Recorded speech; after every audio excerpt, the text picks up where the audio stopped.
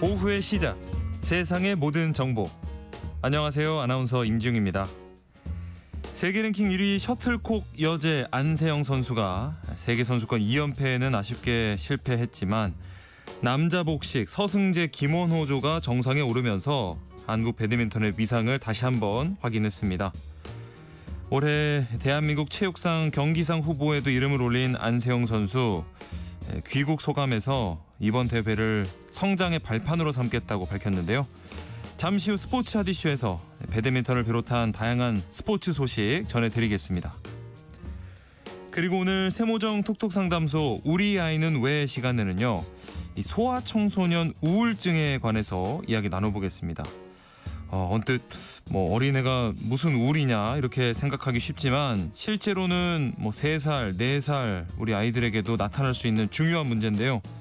아이들의 마음 건강을 어떻게 지켜줄 수 있을지 자세히 알려드리고 또 상담도 해드리겠습니다. 궁금하신 분들 끝까지 함께 해주세요. 저희 방송은 KBS 1라디오 유튜브 채널을 통해서도 실시간으로 시청 참여하실 수 있습니다. 많은 관심 부탁드리면서 KBS 세상의 모든 정보 지금 시작합니다.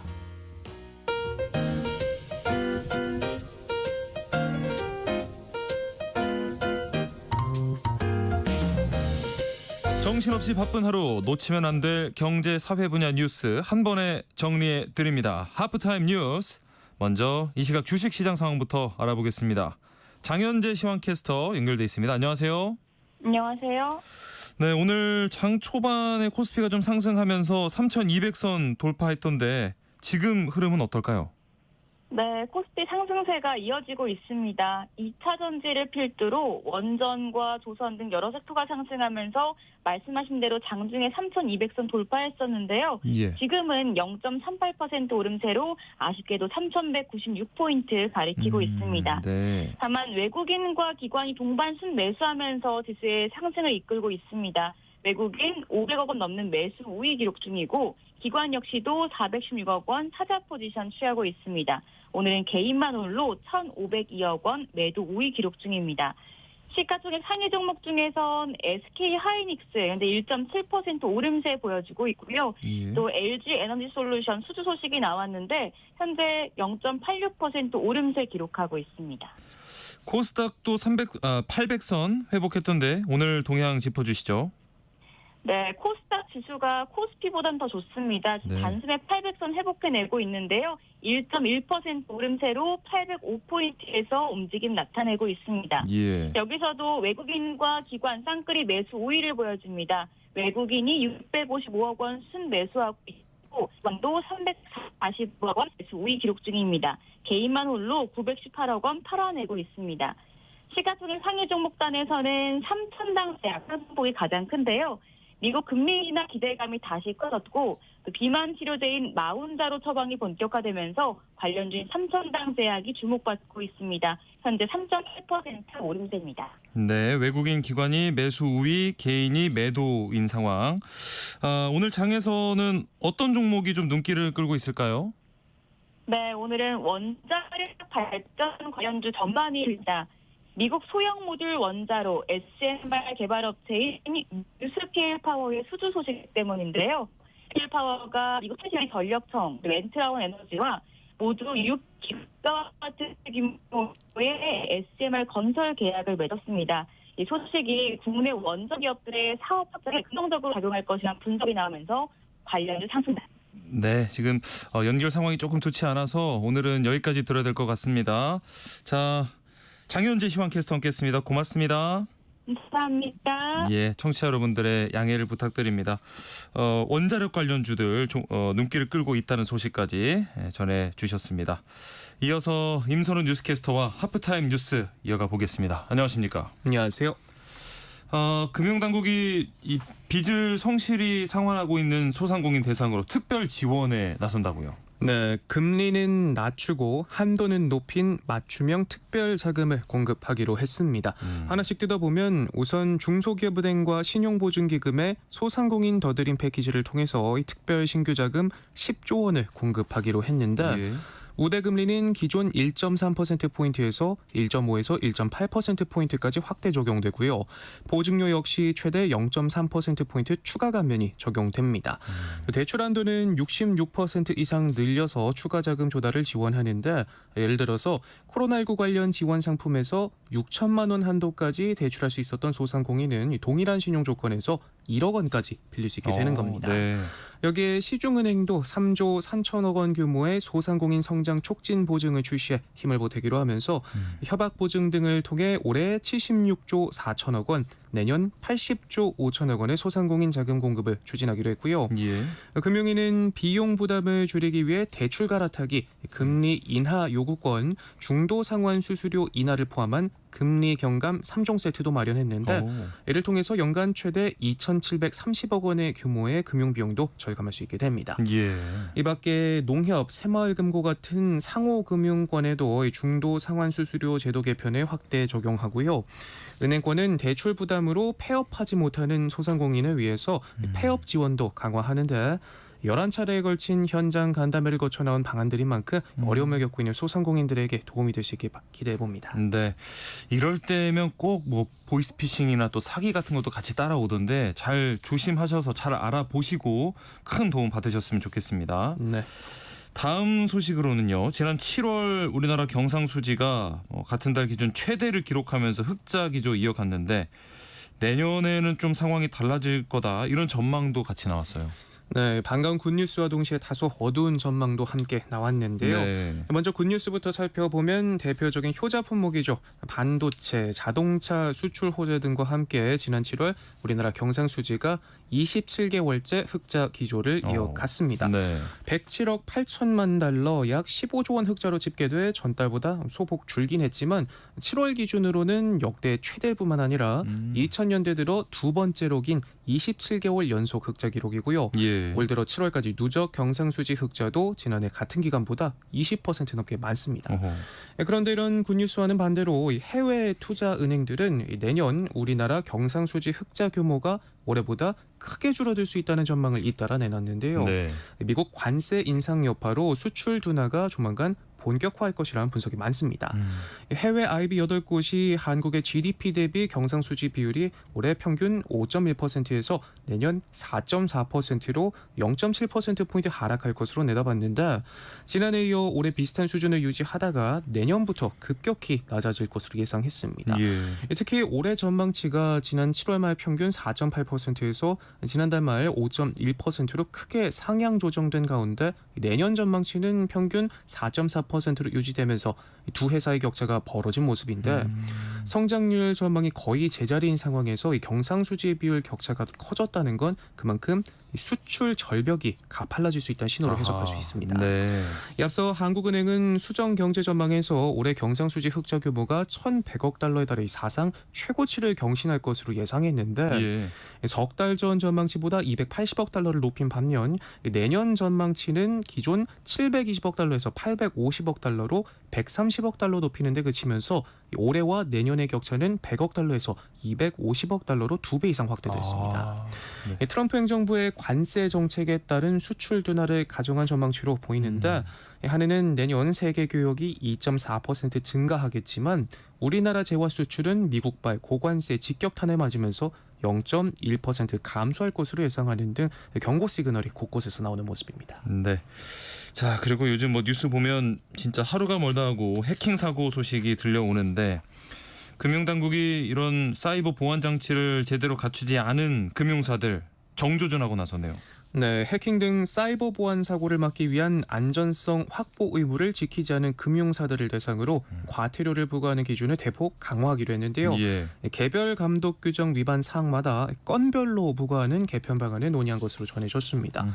기존 전자금융거래법상 안전성 확보 의무 위반 행위 건수를 합산할 때는 감독 규정상 하나의 절에 포함된 여러 규정을 위반했더라도 위반 행위가 동일성이 있다 보고 과태료를 한 건만 부과했는데 네. 이번 개평안에 따라 앞으로 안전성 확보 의무 위반 행위는 법 규정상 동일성이 있고 각 위반 행위가 한 시간, 장소의 근접성이 있고 또 각 행위 의사의 단일성이 인정되는 등 이 3개 조건에 부합하는 경우에만 동일성이 인정된다고 하고요. 예. 달라진 과태료 부과 기준은 바로 오늘부터 시행됩니다. 네. 개인정보가 이제 곧 돈이 되는 시대이기도 하고 극단적일 수도 있겠지만 더 나아가 개인의 신변이 안전까지도 위협할 수 있는 도구가 됐잖아요. 그렇죠. 이렇게 처벌도 처벌이지만 사전에 방지할 수 있는 보다 촘촘한 안전망을 구축하는데도 속도를 내줬으면 하는 바람입니다. 네. 자, 다음 소식은 어린 자녀 있으신 분들 특히 눈길이 갈 소식인데 아이 한 명에게 주는 지원금이 3천만 원을 넘어섰다고요? 네, 정부가 현재 7세까지 주는 아동수당을 내년부터 8세까지 주기로 하면서 네. 중앙정부가 지급하는 현금성 지원금이 아이 한 명당 3천만 원을 넘게 됐는데요. 네. 지방자치단체가 주는 이 별도 축하금 등과 육아휴직급여는 제외한 금액이고요. 이 세 제도 모두 소득과 상관없이 모든 가정이 받을 수 있는 지원금입니다. 네. 이렇게 출산 가정에 현금을 주는 제도들은 모두 도입된 지 10년이 채 안 되는데 최근 몇 년 새 부쩍 늘었고요. 이 규모뿐만 아니라 지원 방안도 더 다양해진 점도 눈길을 끕니다. 네. 중앙정부 지원금에다 지자체 지원까지 합치면 아이 한 명당 4천만 원 넘게 받는 가정도 있다고 하네요. 예. 정부가 고용보험기금에서 지급하는 육아휴직급여도 최근 크게 늘었는데 출산 가정에 대한 현금 지원 확대에 대해 부모들은 경제적 부담 완화에 큰 도움이 된다며 긍정적인 반응을 보이고 있습니다. 네. 하지만 출산율 높이기에 도움이 안 된다는 분석도 간혹 보이는데 한국보건사회연구원도 최근 한 보고서에서 단기 현금 수당만으로는 출산 같은 이 장기적 의사결정에 결정적인 영향을 주기 어렵다면서 양육하기 좋게 사회 구조를 개선하는 게 우선이다 지적하기도 했고요. 또 일각에선 지원 제도가 너무 많고 지원 주체도 중앙정부와 지자체로 나뉘어 비효율적인 만큼 통합할 필요가 있다는 의견도 보입니다. 그런가 하면 이른바 이 금수저 물고 태어난 아이라고 하죠. 네. 작년에 크게 늘었다고요. 네, 태어나 보니 통장에 1억 원에 가까운 숫자가 찍힌 아이 수가 작년에만 700명이 넘는 것으로 조사가 됐습니다. 와, 예. 구체적으로 지난해 영세에게 이뤄진 증여는 총 734건 671억 원에 달해 1인당 평균 9,141만 원꼴로 집계가 됐습니다. 전년보다 증여 건수는 98건, 재산가액은 56억 원 늘었는데 영세 증여 재산가액은 5년 전 91억 원 수준이었지만 코로나19 시기 자산가격 상승과 맞물리면서 2021년 800억 원을 돌파했다가 2년 뒤 600억 원대로 쪼그라든 뒤 지난해부터 다시 늘었다고 합니다. 예. 작년의 경우 유형별로 보면 금융자산 증여가 554건 390억 원으로 가장 많았고요. 유가증권은 156건 186억 원, 토지는 20건 26억 원, 건물은 12건 26억 원 순이었습니다. 이 미성년자 증여를 연령대별로 살펴보면 성인이 되기 직전인 16세에서 18세의 1인당 증여가액이 컸는데 네. 1인당 평균 증여 재산가액은 16세에서 1억 4,700여만 원으로 가장 컸고요. 이 증여 건수로는 11세가 900건을 넘기면서 가장 많았습니다. 예. 지난해 미성년자 전체 증여는 14,000여 건으로 총 1조 2천억 원을 넘겼는데 눈 떠보니 건물주인 기분은 어떤 느낌일지 내심 궁금하기도 합니다. 야, 사실 성인 되고 1억을 목표로 이렇게 돈 모으는 것도 참 쉽지 않고 꽤 시간이 걸리는데 네. 눈 떠보니 1억이라 네, 놀랍습니다. 자, 이번 소식도 야, 이 정도였나 하고 놀라는 분들 많으실 것 같은데 이 비급여 진료비 얼마인지 공개가 됐는데요. 같은 진료를 받더라도 병원에 따라서 비용이 많게는 수백 배 차이가 난다고요. 네, 건강보험 적용이 안 돼서 환자가 진료비를 모두 부담해야 하는 비급여 진료비를 올해 처음으로 조사를 해봤더니요. 네. 전국 106개 의료기관마다 천차만별이었습니다. 이 보편적 값으로 여길 수 있는 중간 가격은 6만 6천 원인데 최고는 200만 원, 최저는 5,400원이었습니다. 네. 같은 서울 강남구 안에서도 15만 원, 50만 원, 200만 원으로 병원마다 차이가 컸고요. 예. 이 비급여 항목 가운데 가장 규모가 큰 도수 치료비는 중간 가격이 10만 원, 최고가는 60만 원이었는데 300만 원을 받는다고 신고한 의원도 있었습니다. 또 약침술은 중간 가격과 최고가가 30배 차이가 나고 네. 지르코니아 재료를 쓰는 임플란트는 8배 편차를 보였습니다. 어느 정도 차이가 있겠지 싶었는데 이렇게까지 크게 날 줄은 상상도 못했는데요. 그러게요. 이 비급여 진료비는 건강보험 심사평가원 홈페이지에서도 찾아볼 수 있는데 앞으로 진료받을 일 있으면 꼭 확인부터 해봐야 할 것 같고요. 네네. 가격 공개만으로는 환자가 비급여 진료의 필요성과 가격이 적정한지 판단하기 어렵다는 비판이 꾸준히 나오고 있는데도 복지부는 비급여 항목의 진료비 제한은 어렵다는 입장입니다. 과잉 진료비가 만연한 것으로 판단되는 일부 비급여 항목은 건보 적용 대상에 넣는 방안을 검토 중이라고만 밝혔는데 당장 진료비 폭탄 맞지 않으려면 부지런히 발품 팔아봐야겠습니다. 네.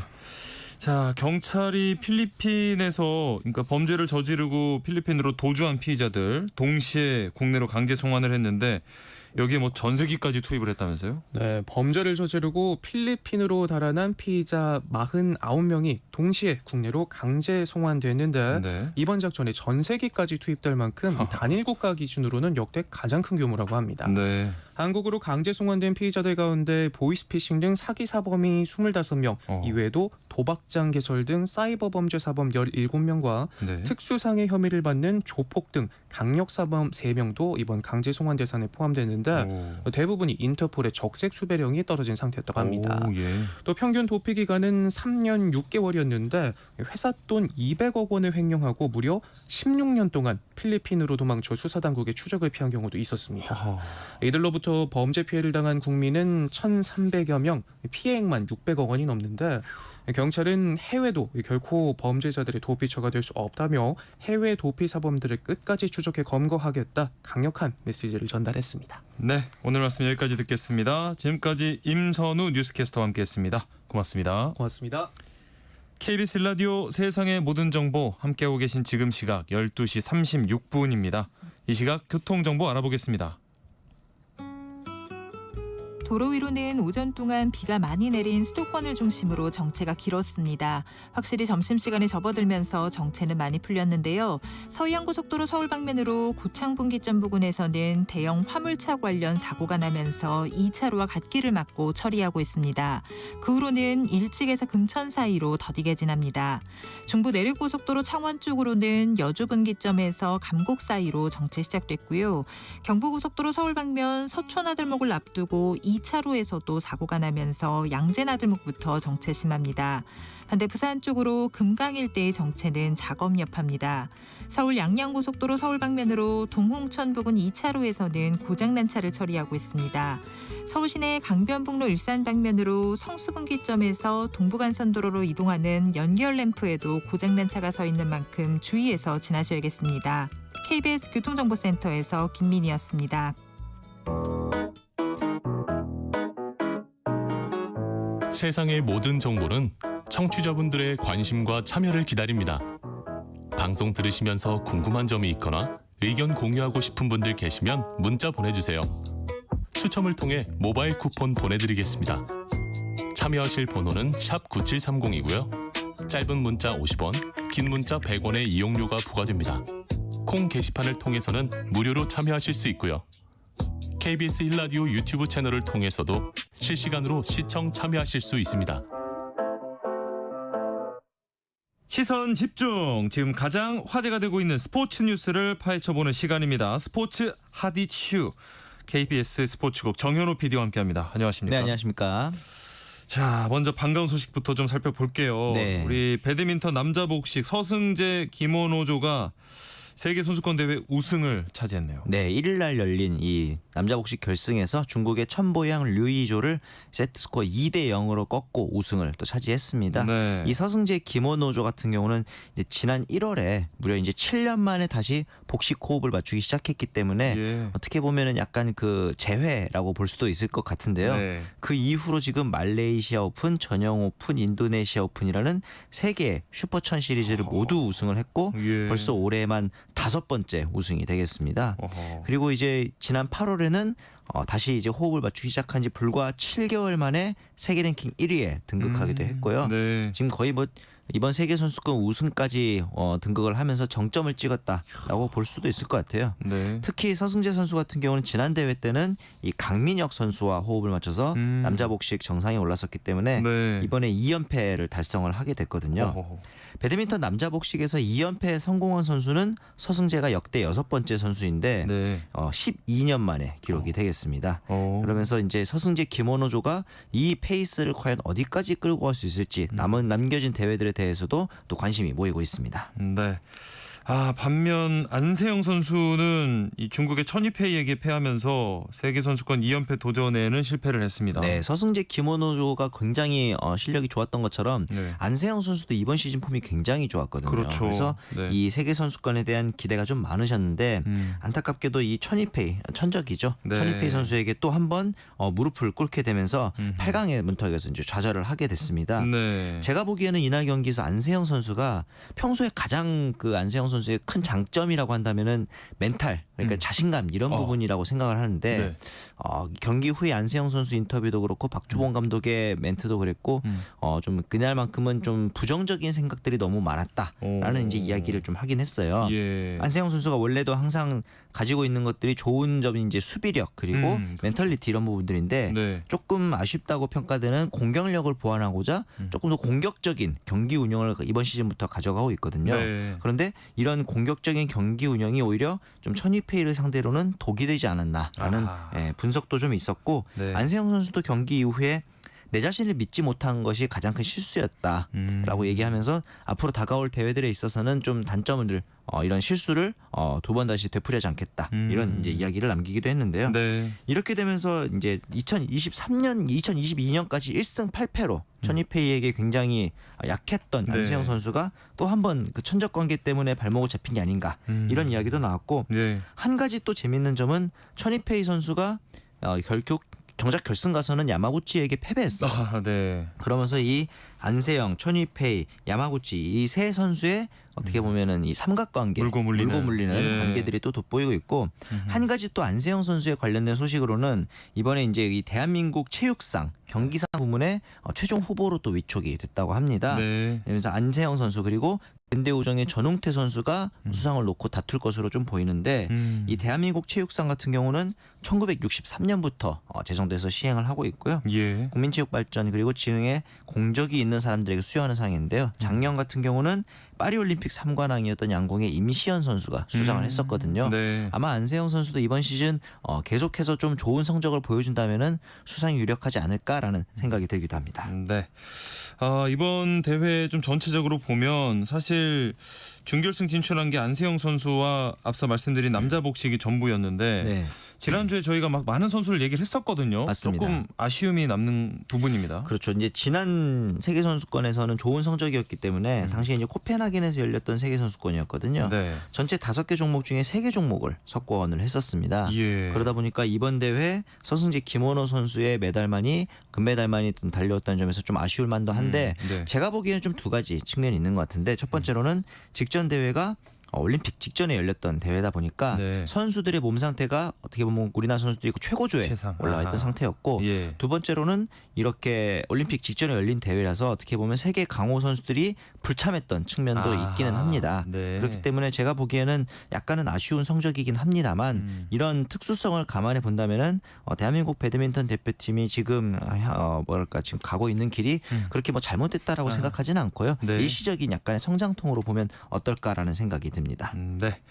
자, 이어서 프로야구 소식 살펴보겠습니다. 이제 9월 잔여 경기 일정이 시작이 됐는데 네. 뭐 팀마다 남은 경기 수가 다르다 보니까 이게 좀 5강권 싸움 하는데 변수가 될 것 같아요. 굉장히 좀 변수가 될 가능성이 높죠. 예. 왜냐하면 어떤 팀 같은 경우는 일주일 내내 경기를 치러야 하는 경우도 있고 반대로 일주일 동안 3-4경기만 치르는 팀들도 있거든요. 예. 현재 잔여 경기를 살펴보시면은 NC와 기아가 가장 많이 남아 있는 상황인데 예. NC 같은 경우는 이제 시즌 초반에 있었던 홈구장 관련된 사건들 때문에 이슈. 조금 네. 밀린 경기들이 많았고요. 예. 기아 같은 경우도 좀 희한하게 우천 취소가 많았던 편이었습니다. 네. 그러면서 이제 현재 가장 경기가 적게 남은 키움 그리고 롯데자이언츠가 비교를 해봤을 때는 최대 7경기까지 차이가 나는 상황이거든요. 네. 근데 이제 과연 이게 이런 부분에 있어서는 경기가 많이 남은 팀이 유리할까 적게 남은 팀이 유리할까 네. 좀 뭐랄까 좀 어려운 고민입니다. 그러니까요. 근데 이제 원론적인 답변을 드리자면은 전반기 때 비교해서 후반기 때 전력이 상승했을 경우에는 잔여 경기가 많이 남아 있는 게 유리하긴 하겠지만 네. 잔여 경기가 적게 남아 있는 만약에 선수들이 좀 지쳤다든가 체력 이슈가 있는 경우에는 잔여 경기가 적은 것이 더 유리할 수도 있죠. 왜냐하면은 네. 선발 투수들이 어쨌든 가장 중요한 부분인데 그렇죠. 롯데처럼 지금 잔여 경기가 적은 경우에는 로테이션상으로 휴식을 좀 가져가는 선수들을 어허. 불펜으로 네. 투입할 가능성도 있는 거거든요. 아하. 그런데 반대로 이제 롯데의 남은 경기 일정들을 봤는데 이렇게 롯데가 경기가 띄엄띄엄 있다 보니까 네. 만날 때마다 에이스들을 만나게 되는 그런 또 문제들도 있습니다. 야. 이제 롯데가 가져가는 경기 스케줄을 보면은 SSG와의 주말 시리즈에서 김광현 선수를 만나게 되고요. 어우, 네. 다음 주에 한화와 경기에서는 폰세 와이스 만납니다. 어우, 예. 그리고 다음 주에 또 SSG 상대로 앤더슨 만나고 이런 식으로 계속 반복이 되다 보니까 어떻게 보면은 이 경기 일정이 적게 남고 많게 남고는 분명히 변수가 된다는 점은 맞습니다만 네. 팀 상황에 따라서는 장점이 될 수도 있고 약점이 될 수도 있다라는 그러네요. 조금은 원론적인 답변이 될 것 같습니다. 그러면 지금 시점에서 피디님 네. 보시기에는 어떤 팀들이 가을 야구 진출 가능성 좀 높다고 보실까요? 제가 이 질문을 이제 뭐 여러 프로그램에 출연할 때마다 얘기를 듣는데 네. 그때마다 답이 다릅니다. 그게 무슨 얘기냐면 계속 제 바뀌어요. 마음도 좀 흔들리고 그 정도로 이 프로야구 판도가 하루하루 걸러서 달라지고 있다라는 네. 생각이 좀 들기도 하거든요. 네. 일단 지금까지로 봤을 때는 LG 트윈스와 하나 이글스는 확정적이라고 그렇죠. 보시면 될 것 같고 네. 3위부터가 싸움이 조금 재밌었는데 아하. 어제 또 SSG가 승리를 거두면서 네. 뭐랄까 3위 굳히기에 들어간 느낌이 또 있습니다. 구단 네. 측에서도 최근의 상승세를 감안해서인지 어제 또 이승용 감독과의 재계약을 네. 발표하기도 했거든요. 맞습니다. 그리고 SSG까지도 좀 안정권이라고 저는 생각을 하고 네. 삼성, KT, 롯데 이 세 팀이 한 두 자리를 두고 이제 경쟁을 하는 형세가 될 것 같은데 예. 제가 봤을 때는 지금은 롯데가 조금 처져 있긴 합니다만은 삼성과 롯데가 남은 두 자리를 가져가지 않을까. 어허. 롯데는 뭐 최근에는 뭐 12연패도 있었고 불펜진에서 조금 불안한 모습이 있긴 합니다만 네. KT 역시도 박영현 선수를 필두로 해서 불펜진에 체력 이슈가 좀 있거든요. 아하. 그렇다 보면은 제가 봤을 때는 김태형 감독의 어떤 용병술이라든가 이런 점의 측면에서는 롯데의 가능성이 더 높지 않을까. 뭐 당장 지난달 초까지만 해도 안정적인 3위권이었으니까 그러니까요. 그런 네. 생각이 듭니다만 다음 주에 제가 출연했을 때는 또 생각이 바뀔 수도 있습니다. 네. 어떻게 또 예측이 바뀌어 가는지 또 지켜보시고요. 네. 이번에는 메이저리그에서 뛰고 있는 선수 소식 짚어봅니다. 이 템파베이에서 뛰는 김하성 선수가 팀에서 방출되면서 애틀란타로 옮겼는데 네.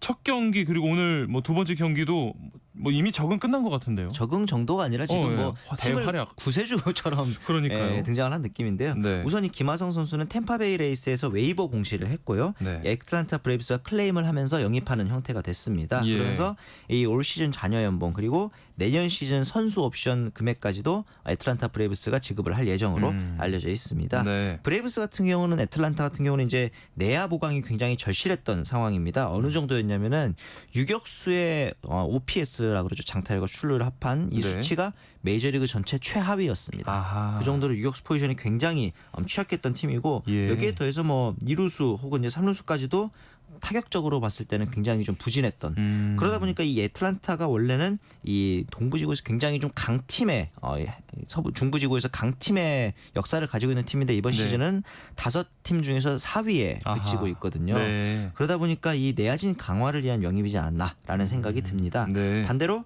템파베이가 김하성을 웨이버 공시한 데는 또 이제 이유가 분명한 게 이번 시즌에서 김하성 선수가 템파베이 내에서 성적이 좋지 않기도 했고 다음 시즌 연봉이 1,600만 달러이기 때문에 굉장히 고액 연봉입니다. 네, 그러면서 네. 아마도 이런 부분도 스몰 마켓이라고 불리는 템파베이 입장에서는 좀 부담스러웠을 것으로 보이고요. 또 하나 이유는 최근에 이 팀 내 최고 유망주인 카슨 윌리엄스 선수를 콜업했습니다. 그런데 네. 이 선수의 포지션이 유격수거든요. 아하. 아마도 이제 템파베이도 이번 시즌 성적이 그렇게 좋지 않은 편이다 보니까 다가올 시즌에 대비하기 위해서 소위 말하는 리빌딩을 단행하기 위해서는 네. 이 윌리엄스 선수의 자리를 만들어줘야 한다는 이유도 있었을 것 같습니다. 그래서 이제 애틀란타로 김하성 선수가 팀을 옮겼는데 첫 경기부터 바로 선발 출전해서 멀티히트 때려냈고요. 예. 오늘 아침에는 김하성 선수가 역전 결승 3런 홈런을 또 때려냈습니다. 저희 방송에 있는 것도 어떻게 알고 좋은 소식을 또 선물을. 전해줬는데 네. 맞습니다. 그 전까지 김하성 선수 애틀란타가 팀 1안타로 거의 노히트 직전까지 꽁꽁 묶여있던 상황이었거든요. 네. 바뀐 투수의 이제 드루 포머런츠의 공을 그대로 강타해서 시속 108마일 그러니까 타구 속도가 무려 172km 시속이 나올 정도로 굉장히 빠른 타구였습니다. 네. 이 타구는 메이저리그 30개 구장 어디를 가더라도 홈런이 될 정도로 오. 잘 맞은 타구였고 네. 참고로 이 홈런이 오늘 이번 시즌 애틀란타 유격수가 때려낸 첫 홈런이었다고 합니다. 그 정도로. 그 정도로 좀 어떻게 보면은 내야진이 심각했던 애틀란타 입장에서는 아. 김하성 선수가 너무 반가울 것으로 보입니다. 네. 자, 다음으로는 축구 국가대표팀 홍명보호 이야기입니다. 네. 이제 북중미 월드컵 개막이 한 9개월 정도 남았는데 네. 북중미 강호들과 평가전을 앞두고 있죠. 네, 다가오는 이제 7일 오전 6시에는 우리나라 시간 기준으로 네. 미국과 대결을 할 예정이고요. 예. 10일 오전 10시에는 멕시코와 또 격돌을 하게 됩니다. 네. 북중미에서 가장 좀 월드컵 단골 손님인 두 팀과의 경기는 예. 다가올 또 북중미 월드컵에서의 어떤 경기장 적응이라든가 뭐 이제 선수들 입장에서도 호흡을 맞춰올 수 있는 좋은 기회가 될 것 같은데요. 그러네요. 이번 평가전에서 가장 핵심 부분은 제가 보기에는 황인범의 대체자를 발굴하는 아하. 측면일 것 같습니다. 네. 이번 소집에서는 황인범 선수가 빠져 있는 상황이거든요. 소속팀에서 입은 부상이 아직 회복되질 않았는데 그렇다 보니까 이 황인범 자리에 어떤 조합을 가져갈 것이냐가 굉장히 좀 궁금해지는데 네. 현재 홍명보의 중앙 미드필더는 박용우, 백승호, 김진규, 박진섭 이런 선수들이 좀 조합을 하지 않을까라는 생각이 들고 여기에 네. 더해서 이 카스트로프 선수가 아하. 또 이제 합류를 했잖아요. 예. 이 카스트로프가 과연 뭐 어떤 역할을 해줄지가 좀 기대가 되는 게 좀 전반적으로 스타일이 비슷합니다. 박용우, 백승호, 카스트로프 이런 선수들이 좀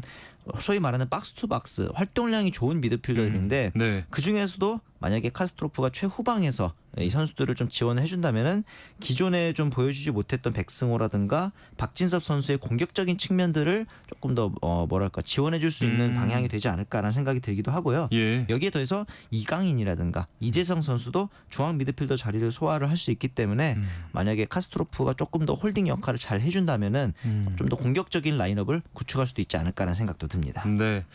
뭐 조금 우려스러운 부분이라고 할까요? 지금 네. 이 대표팀 전력 핵심인 유로파 선수들 같은 경우에 팀 내 입지가 좀 좁아진 선수들이 있고 이 빅리그행을 꿈꿔오다가 막판에 좀 좌절된 경우도 있었어요. 네, 우선 황희찬 선수를 필두로 해서 이번 시즌 유럽파 선수들의 활약이 그렇게 도드라지지 않다는 점 좀 아쉬울 수 있을 것 같고요. 네. 여기에 더해서 오현규 선수가 또 이적이 무산되는 이슈가 있었죠. 그렇죠. 예, 분데스리가 슈투트가르트로의 이적이 확실시되는 상황이었는데 네. 메디컬 테스트 단계에서 탈락했다라는 오. 보도가 있었는데 네. 사실 이 부분은 약간은 조금 억울한 측면이 있습니다. 네. 슈투트가르트 측에서 오현규 선수의 이적료를 사실 좀 깎기 위해서 아하. 메디컬 이제 당시에 메디컬 테스트 모두 통과했었는데 네. 그 이후에 과거 부상 이력을 들고 이제 문제를 삼은 거거든요. 아, 예. 이를 빌미로 또 이적료 할인 요구를 했다는 점에서 봤을 때는 아하. 아마도 약간의 그 트집 잡기가 아니었을까.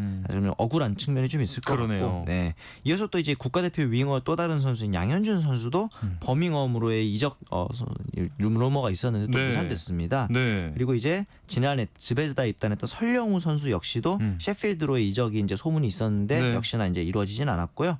앞서 이제 그 말씀드렸던 황인범 선수 역시 풀럼으로의 이적설 가능성이 있었지만 결국은 무산되면서 이번 시즌에는 우리나라 유럽파 선수들의 활약이라든가 어떤 이런 것들이 조금은 아쉬운 시즌이 되는 것 같습니다. 네.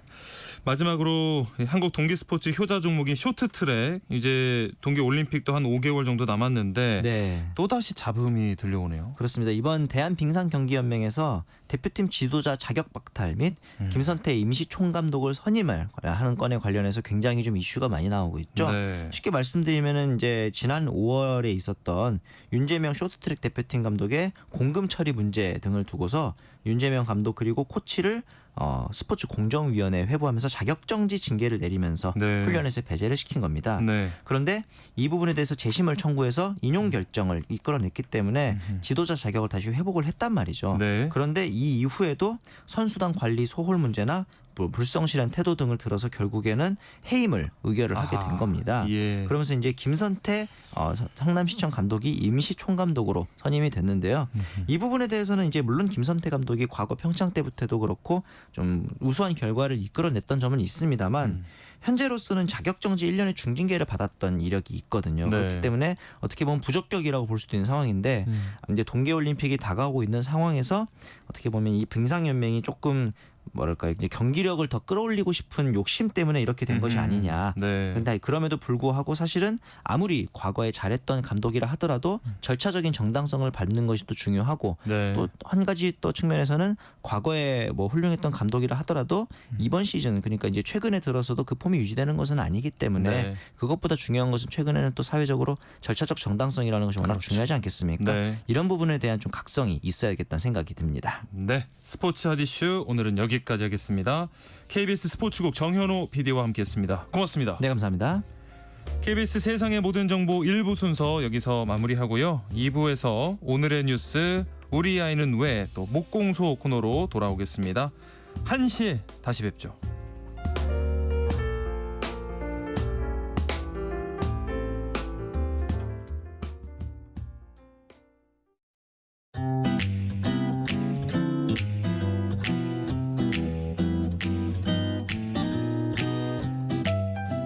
안녕하세요. 바른말, 고운말입니다. 우리말 속담에 부자 하나면 새 동네가 망한다라는 말이 있습니다. 이것은 새 동네가 망해야 그 돈이 모여 부자 하나가 난다는 뜻으로 무슨 큰일을 하나 이루려면 많은 희생이 있게 됨을 비유적으로 이르는 말입니다. 부자는 기본적으로 재물이 많아 살림이 넉넉한 사람을 뜻하는 말인데 일부 명사 뒤에 쓰여서 그것이 많은 사람을 나타내는 말로 쓰이기도 합니다.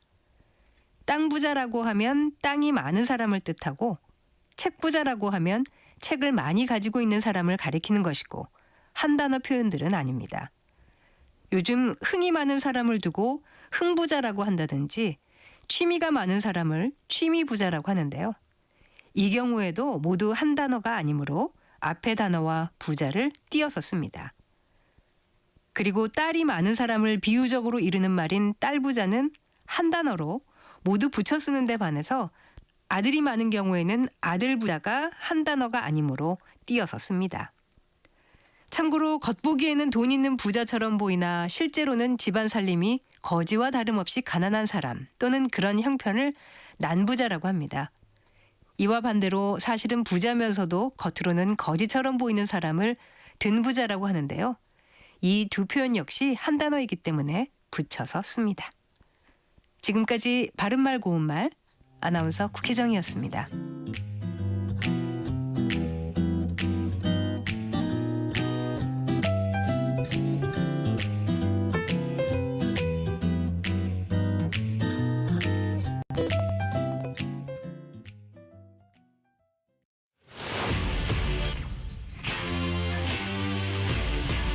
토론에 정답은 없습니다. 토론이 세상을 바꿀 수도 없습니다. 하지만 질문은 새로운 세상을 만들 수 있습니다. 질문으로 올바른 세상을 만드는 첫걸음. 평일 저녁 7시 20분 KBS 열린 토론.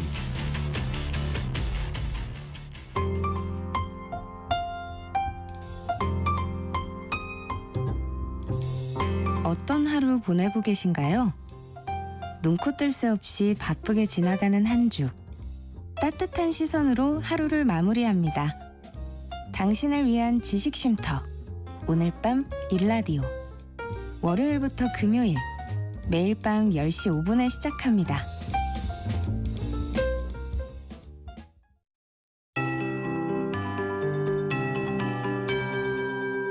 KBS 58분 날씨. 현재 경북 울진과 강원 삼척에는 호우경보가, 경북 북동산지에는 호우주의보가 발효 중인 가운데 비가 내리고 있습니다. 오늘 중부지방은 흐리고 남부와 제주는 구름 많은 가운데 강원과 경북 동해안, 경북 북동산지는 오늘 가끔 비가 오겠고요. 낮까지 수도권과 충남, 전라, 서해안 등 서쪽 중심으로도 비가 조금 더 이어지겠습니다. 저녁까지는 충청과 남부, 제주에 소나기 예보도 있습니다. 오늘 비는 수도권으로 5mm 내외, 그 밖의 지역은 5에서 60mm, 경북 동해안은 80mm 이상입니다. 내일 금요일은 오후부터 늦은 밤까지 충청과 남부, 제주에 소나기 예보가 있고 주말 휴일은 전국에 비가 내리겠습니다.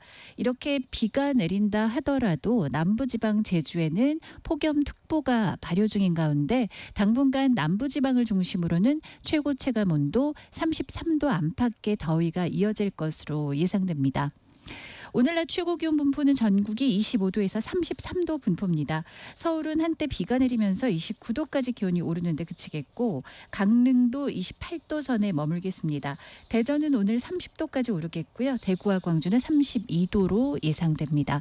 당분간은 내일 또 소나기가 자주 지나겠고요. 이번 주말 휴일은 전국에 비가 오겠습니다. 최영우였습니다.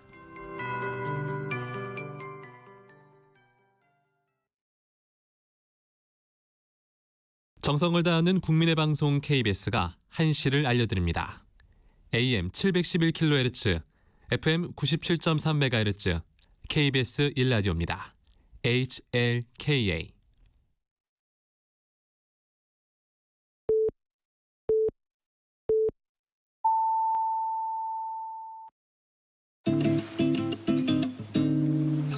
나른한 오후를 책임질 영양 만점 지식 비타민. 세상의 모든 정보.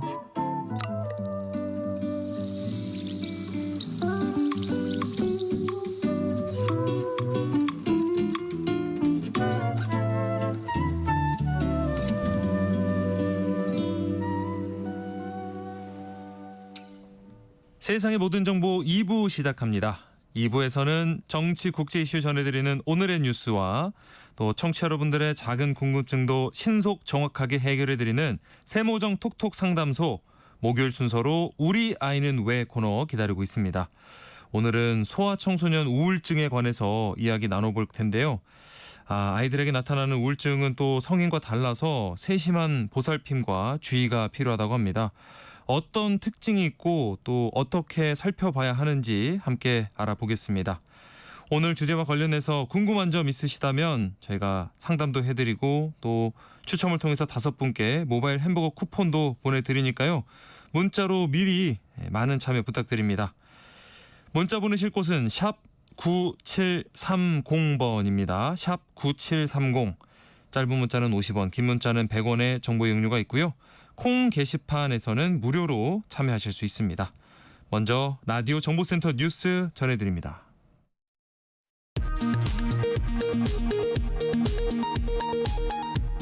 국민의힘 나경원 의원을 국회 법제사법위원회 간사로 선임할지를 두고 오늘도 여야가 충돌했습니다. 민주당은 오늘 법사위에서 3대 특검 개정안을 처리할 예정입니다. 야당의 반발이 예상됩니다. 지난달 우리나라 경상수지가 7월 기준 역대 최대 흑자를 기록하며 27개월 연속 흑자를 이어갔습니다. 한국은행은 지난달 경상수지가 107억 8천만 달러 흑자를 기록했다고 발표했습니다. 올여름 전국 평균 기온이 25.7도로 전국적인 기상 관측을 시작한 1973년 이후 가장 높았다고 기상청이 발표했습니다. 특히 서울의 열대야 일수는 1908년 관측 이래 가장 많은 46일이었던 것으로 분석됐습니다. 금융당국이 10조 원 규모의 소상공인 금융지원 프로그램을 시작합니다. 빚을 성실하게 갚는 소상공인을 대상으로 금리를 낮추고 대출 한도를 높인 지원 패키지가 출시됩니다. 국세 체납액 규모가 매년 증가해 지난해 말 기준 체납액이 110조 원을 넘어선 가운데 국세청이 내년부터 모든 체납자에 대한 실태 파악에 나섭니다. 지금까지 라디오 정보센터 뉴스 정한나였습니다.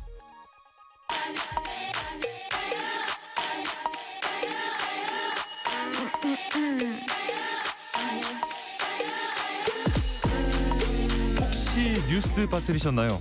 한낮에 전해진 소식들 꼼꼼히 정리해드리겠습니다. 오늘의 뉴스 조현정 시사평론가와 함께합니다. 안녕하세요. 네, 안녕하세요. 자, 이재명 대통령이 이 정부 출범 100일을 맞아서 오는 11일에 기자회견을 열고 정부의 성장 전략을 설명한다고요. 네, 6월 4일이 대선이었고요. 이번 달 11일이 딱 100일째 되는 날입니다. 네. 지난 7월 3일에는 취임 한 달 기자회견 했었잖아요. 그렇죠. 그 후에 70일 만에 두 번째 회견을 열게 되는 거고요. 네. 이번 회견 슬로건은 회복을 위한 100일, 미래를 위한 성장입니다. 90분간 민생, 경제, 정치, 외교, 안보, 사회, 문화 이렇게 세 분야에 걸쳐서 150명 정도 내외신 기자하고 질의응답하는 방식으로 진행이 되고요. 네. 대통령실 설명에 따르면 이번 회견에서는 미래 성장을 위한 정부의 국정 방향을 설명할 계획이라고 합니다. 네. 이제 100일이야 싶기도 하고 또 벌써 100일이야 싶기도 네. 하고요. 네.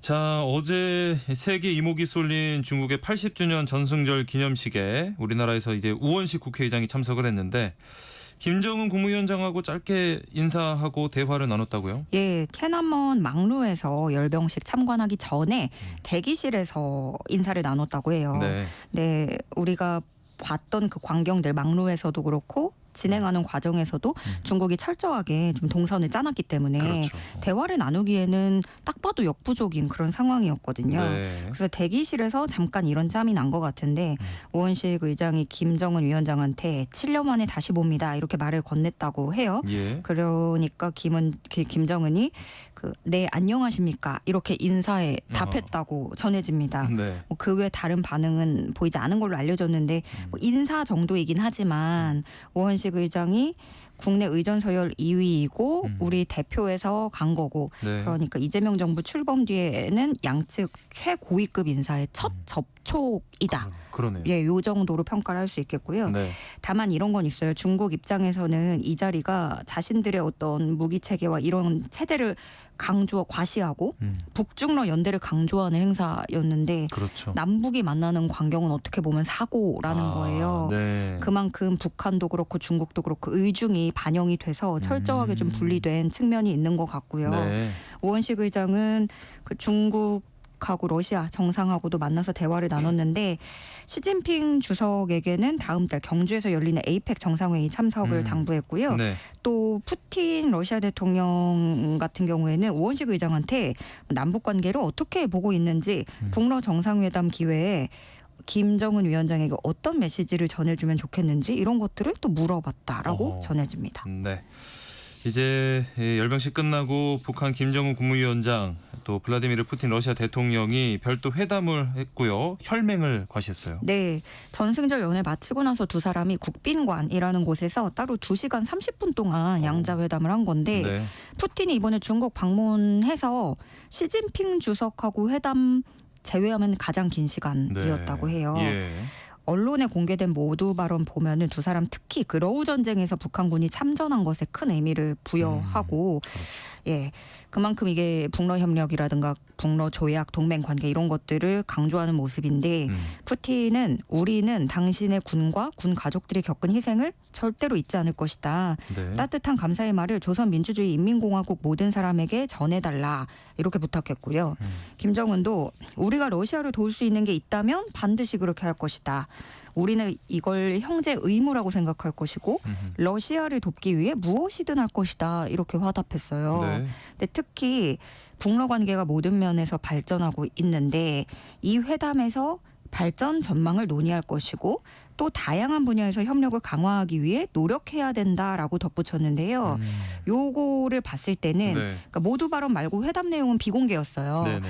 그런데 이런 말들을 봤을 때 좀 앞으로의 일을 도모하는 그런 의도가 있는 것 같아요. 네. 뭐 예를 들어서 북한은 파병을 했으면 대가를 받아야 되고 아하. 그리고 쿠르스크 그 지역의 재건 지원을 위해서 병력뿐만이 아니라 여러 가지 뭐 파견 문제라든가 네. 그리고 앞으로 어떤 추가 뭐 파병, 추가 지원 방안 이런 것들을 또 논의했을 수도 있고요. 네. 회담장 갈 때도 두 사람이 그 푸틴 전용 리무진을 같이 탔어요. 네네. 근데 크렘린궁이 공개한 영상을 보면 그 서로 상석에 앉으라고 이렇게 두 사람이 양보를 하는 그런 모습도 보였습니다. 네. 이번에 중국도 김정은 국무위원장에게 좀 최고 수준의 예우를 갖추는 모습이었는데 네. 이렇게 돼서 김정은이 좀 고립에서 탈피했다 이런 평가가 나오네요. 일단 두드러지게 푸틴하고 김정은이 동등한 것처럼 그림이 연출이 됐어요. 네. 그리고 시진핑 주석이 손도 두 손으로 잡았습니다. 예. 요게 의미 부여를 각 나라에서 하는 이유가 전승절 열병식 보셨지만 네. 정말 다 짜여진 각본이 엄청나게 이게 되게 그렇죠. 세밀하게 해놓은 거거든요. 네. 그러면 시진핑 주석이 손을 잡고 이런 모든 제스처들이 다 연출이 된 거라고 볼 수 있기 때문에 예. 이것 또한 최고 수준 예우라고 평가를 받고 있는데 그렇죠. 근데 북한은 그동안에 보시면 뭐 지금 정상국가가 아니기도 하지만 그동안에도 되게 고립된 입장이었잖아요. 네. 그래서 외신들은 김정은이 고립된 왕따 이미지를 탈피하고 국제 무대에서 존재감 확대를 꾀하고 있다 이렇게 평가를 했는데요. 지금 또 하필 트럼프로부터 시작된 네. 그 세계 질서가 격변기를 맞이하는 상황인데 김정은이 오히려 이걸 지렛대로 이용을 해서 외교 무대에서 강대국 정상들과 어깨를 나란히 했다라고 외신들은 보고 있는 거예요. 예. 블룸버그는 글로벌 플레이어라고 표현을 했습니다. 네. 트럼프 대통령의 무역 전쟁으로 인해 변화는 지정학적 질서에서 북한의 입지를 어떻게 활용하고 있는지 보여준다라고 했고요. 결국에 이번에 쭉 보면서 김정은이 얻은 건 그런 것 같아요. 러시아하고는 그 전쟁 통해서 관계가 격상이 됐고 네. 중국과의 관계가 이번에 복원이 되는 모습이고 그러면서 중국 러시아하고 어깨를 나란히 하는 모습을 드러냈고 네. 무엇보다 핵 보유국으로서의 이미지를 강화하고 굳혀가는 그런 모습이 보이거든요. 네. 그래서 애초에 이거는 좀 비핵화라는 접근이 북한에게는 가능하지 않은 그런 상태가 되어가고 있는 거죠.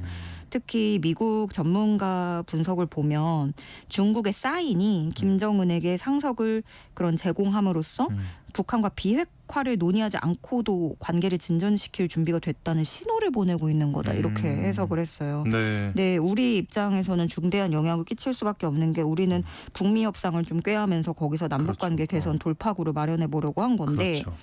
뭐 북중러대 한미일 협력 구도다 이런 우려도 나오고 있지만 이게 또 지극히 한국 중심의 시각이라는 지적도 있습니다. 예. 그리고 김정은이 다자 외교에 참석하고 앞으로 어떤 대화를 한다고 하더라도 한국을 또 배제하고 핵 보유국 지위국 그 인정을 전제로 해서 미국하고만 이제 한국 패싱으로 갈 수 있다는 거죠. 네. 네. 그래서 미국 비롯한 외신들은 지금 트럼프의 이런 극단적인 미국 우선주의 외교가 오히려 역효과를 내고 부작용을 내서 북중러의 밀착을 만들어냈다 이렇게 평가하고 있습니다. 네. 한낮의 교양 파트너 지금 여러분께서는 세상의 모든 정보와 함께하고 계십니다. 자, 민주노총이죠. 전국 민주노동자 총연맹이 이 국회가 주도하는 사회적 대화에 참여하기로 결정을 했습니다. 이게 26년 만인데 네. 이제 사회적 대화 복원에 좀 물꼬가 트일 거란 기대가 실리고 있어요. 예, 민주노총이 기업 구조조정에 반발을 해서 노사정이 탈퇴한 게 1999년이었습니다. 네. 2000년대 이전이에요. 그러네요. 26년 만에 대화 테이블로 돌아온다라는 결심을 한 건데 어제 민주노총이 투표에 붙였거든요. 예. 참석 인원 과반이 대화에 복귀하는 걸 찬성했습니다. 네. 그래서 이번에 민주노총이 참여하겠다는 노사정 대화기구는 그 국회 주도의 사회적 대화인데 이게 우원식 국회의장이 공들이는 노사정 대화기구예요. 네.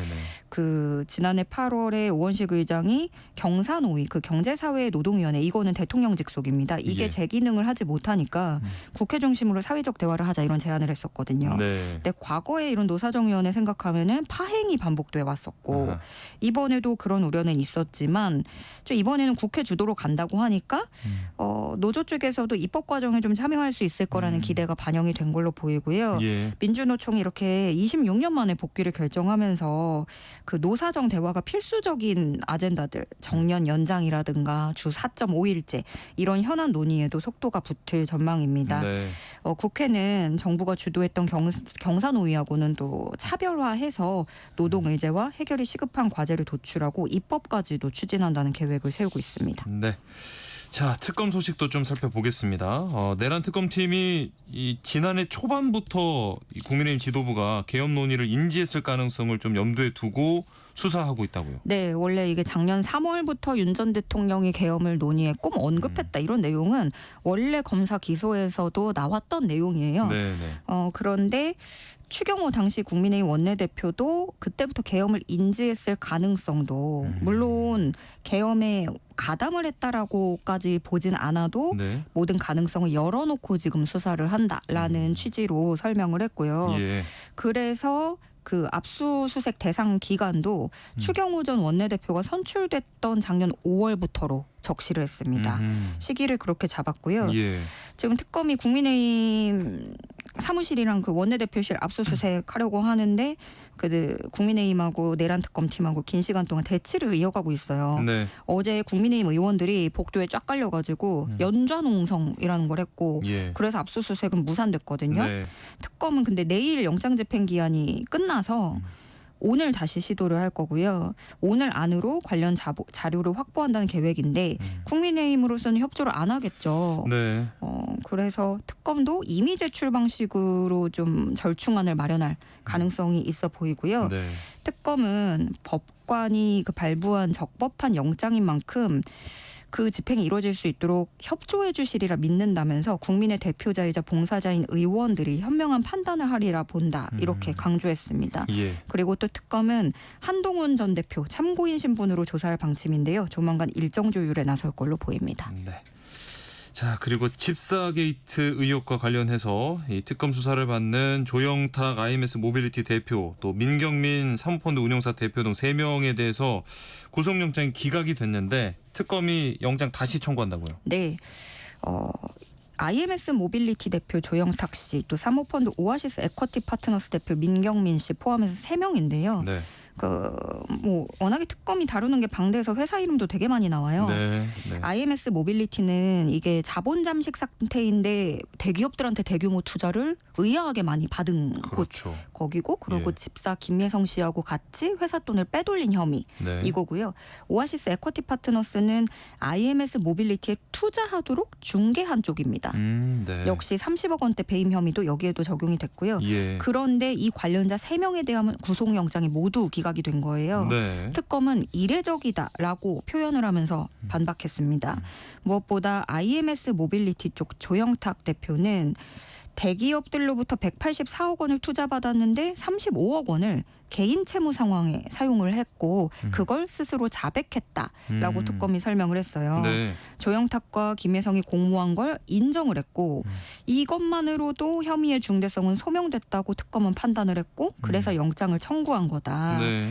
또 횡령금은 개인을 위해서 사용됐다는 점에서 조영탁이 주범이고 죄질이 집사라는 김혜성보다 훨씬 중하다. 이런 부분을 특검은 강조를 했습니다. 네. 그렇기 때문에 증거인멸이 우려가 매우 크고 반드시 재고돼야 한다고 하면서 구속영장을 다시 청구할 방침입니다. 네. 마지막으로 포르투갈 소식인데요. 이 포르투갈 리스본에서 관광객들 많이 이용하는 케이블 전차가 탈선을 해서 네. 사상자가 많이 나왔어요. 갑작스러운 사고 소식이었는데요. 이 예. 푸니쿨라가 언덕이 많은 리스본의 가파른 경사를 오르내리는 그러니까 케이블 열차 떠올리시면 될 것 같아요. 네. 도심 중심가에서 그 광장에서 출발해서 언덕 위의 전망대까지 가는데 이번에 사고 난 게 또 이 선로가 길고 네. 그래서 리스본을 상징하는 교통수단이고 연간 350만 명 이상 사용합니다. 예. 이날 오후 6시쯤에 푸니쿨라 구조물 중에 케이블이 풀려나가면서 이 사고가 발생을 했는데 어허. 케이블이 풀리니까 통제력을 잃고 곧바로 건물과 충돌해버리는 아이고. 그런 일이 발생한 거예요. 예. SNS에 현장 영상들도 많이 올라와 있는데 푸니쿨라 한 대가 선로 옆으로 뒤집혀서 잔해와 연기에 휩싸여 있습니다. 예. 지금까지 발표된 걸로 보면 15명 숨지고 18명이 다쳤다고 하는데 아이고. 예. 아직은 현지에서 사상자 신원을 밝힌 거는 없고요.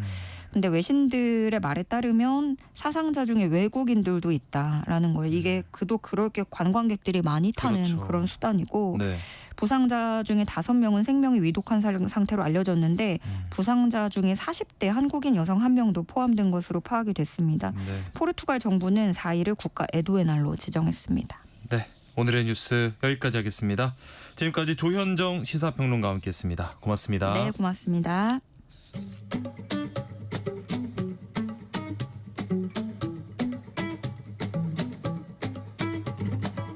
지금 바로 세모정에 물어보세요. 당신의 모든 궁금증을 풀어드리는 세모정 톡톡 상담소. 오늘도 참을 인을 새기며 육아서를 뒤적이고 계실 이 시대의 엄마 아빠를 위한 시간입니다. 세모정 톡톡 상담소 우리 아이는 왜? 소아청소년 정신건강의학과 정연경 전문의와 함께합니다. 안녕하십니까? 네, 안녕하십니까? 오늘은 소아청소년 우울증에 대한 이야기를 들고 오셨네요. 네, 9월 10일은 세계 자살 예방의 날인데요. 네. 뉴스로 접하신 분들 많겠지만 요즘은 나이를 가리지 않고 정신건강 상담을 찾는 분들이 많아져서 전문의로서는 참 반가운 일인 한편 관련해서 드리고 싶은 얘기도 있어서 주제를 선정하게 되었습니다. 네. 오늘 우리 아이는 왜 시간에 이 소아청소년기에 겪는 우울증에 대해서 자세히 알아볼 예정입니다. 오늘 주제 관련해서 궁금한 점 있으시다면 저희 정연경 선생님이 도움을 드릴 테니까요. 문자 많이 보내주시기 바랍니다. 총 5분께 추첨을 통해서 모바일 햄버거 쿠폰도 보내드립니다.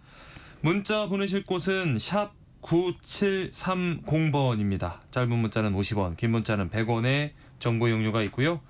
콩 게시판이나 또 KBS 일라디오 유튜브 채널 통해서는 무료로 참여하실 수 있습니다. 예전 같으면은 뭐 어린 애들이 뭐 우울하게 뭐 있어 이렇게 또 생각하시는 분들 계셨을 텐데 보니까 뭐 3살, 4살 이렇게 어릴 때도 우울 증상을 보인다면서요. 네, 우선 우울이라는 것의 정의부터 한번 살펴보고 갈게요. 네. 일반적으로 우울이라고 하면 인생에서 누구나 경험하는 하루에도 여러 번 경험할 수 있는 슬픔, 낙담, 무기력 같은 기분 상태를 말하죠. 예. 다만 오늘 우리가 다룰 정신과적 의미에서 우울은요.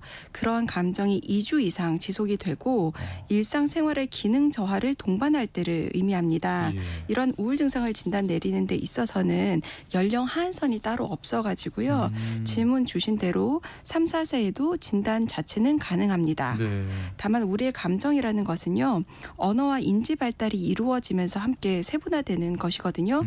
단순히 기분 좋아, 싫어, 나빠 이렇게 할 때랑 속상해, 섭섭해, 부끄러웠어, 민망했어, 뿌듯했어 이럴 때 느껴지는 감정의 폭이라는 게 완전히 다르잖아요. 그러네요. 네. 그래서 우울이라는 감정이 스스로에게 인지가 되는 것은 보통 다양한 감정과 어휘의 발달이 풍성하게 이루어지는 적어도 3세 이후라고 볼 수 있겠습니다.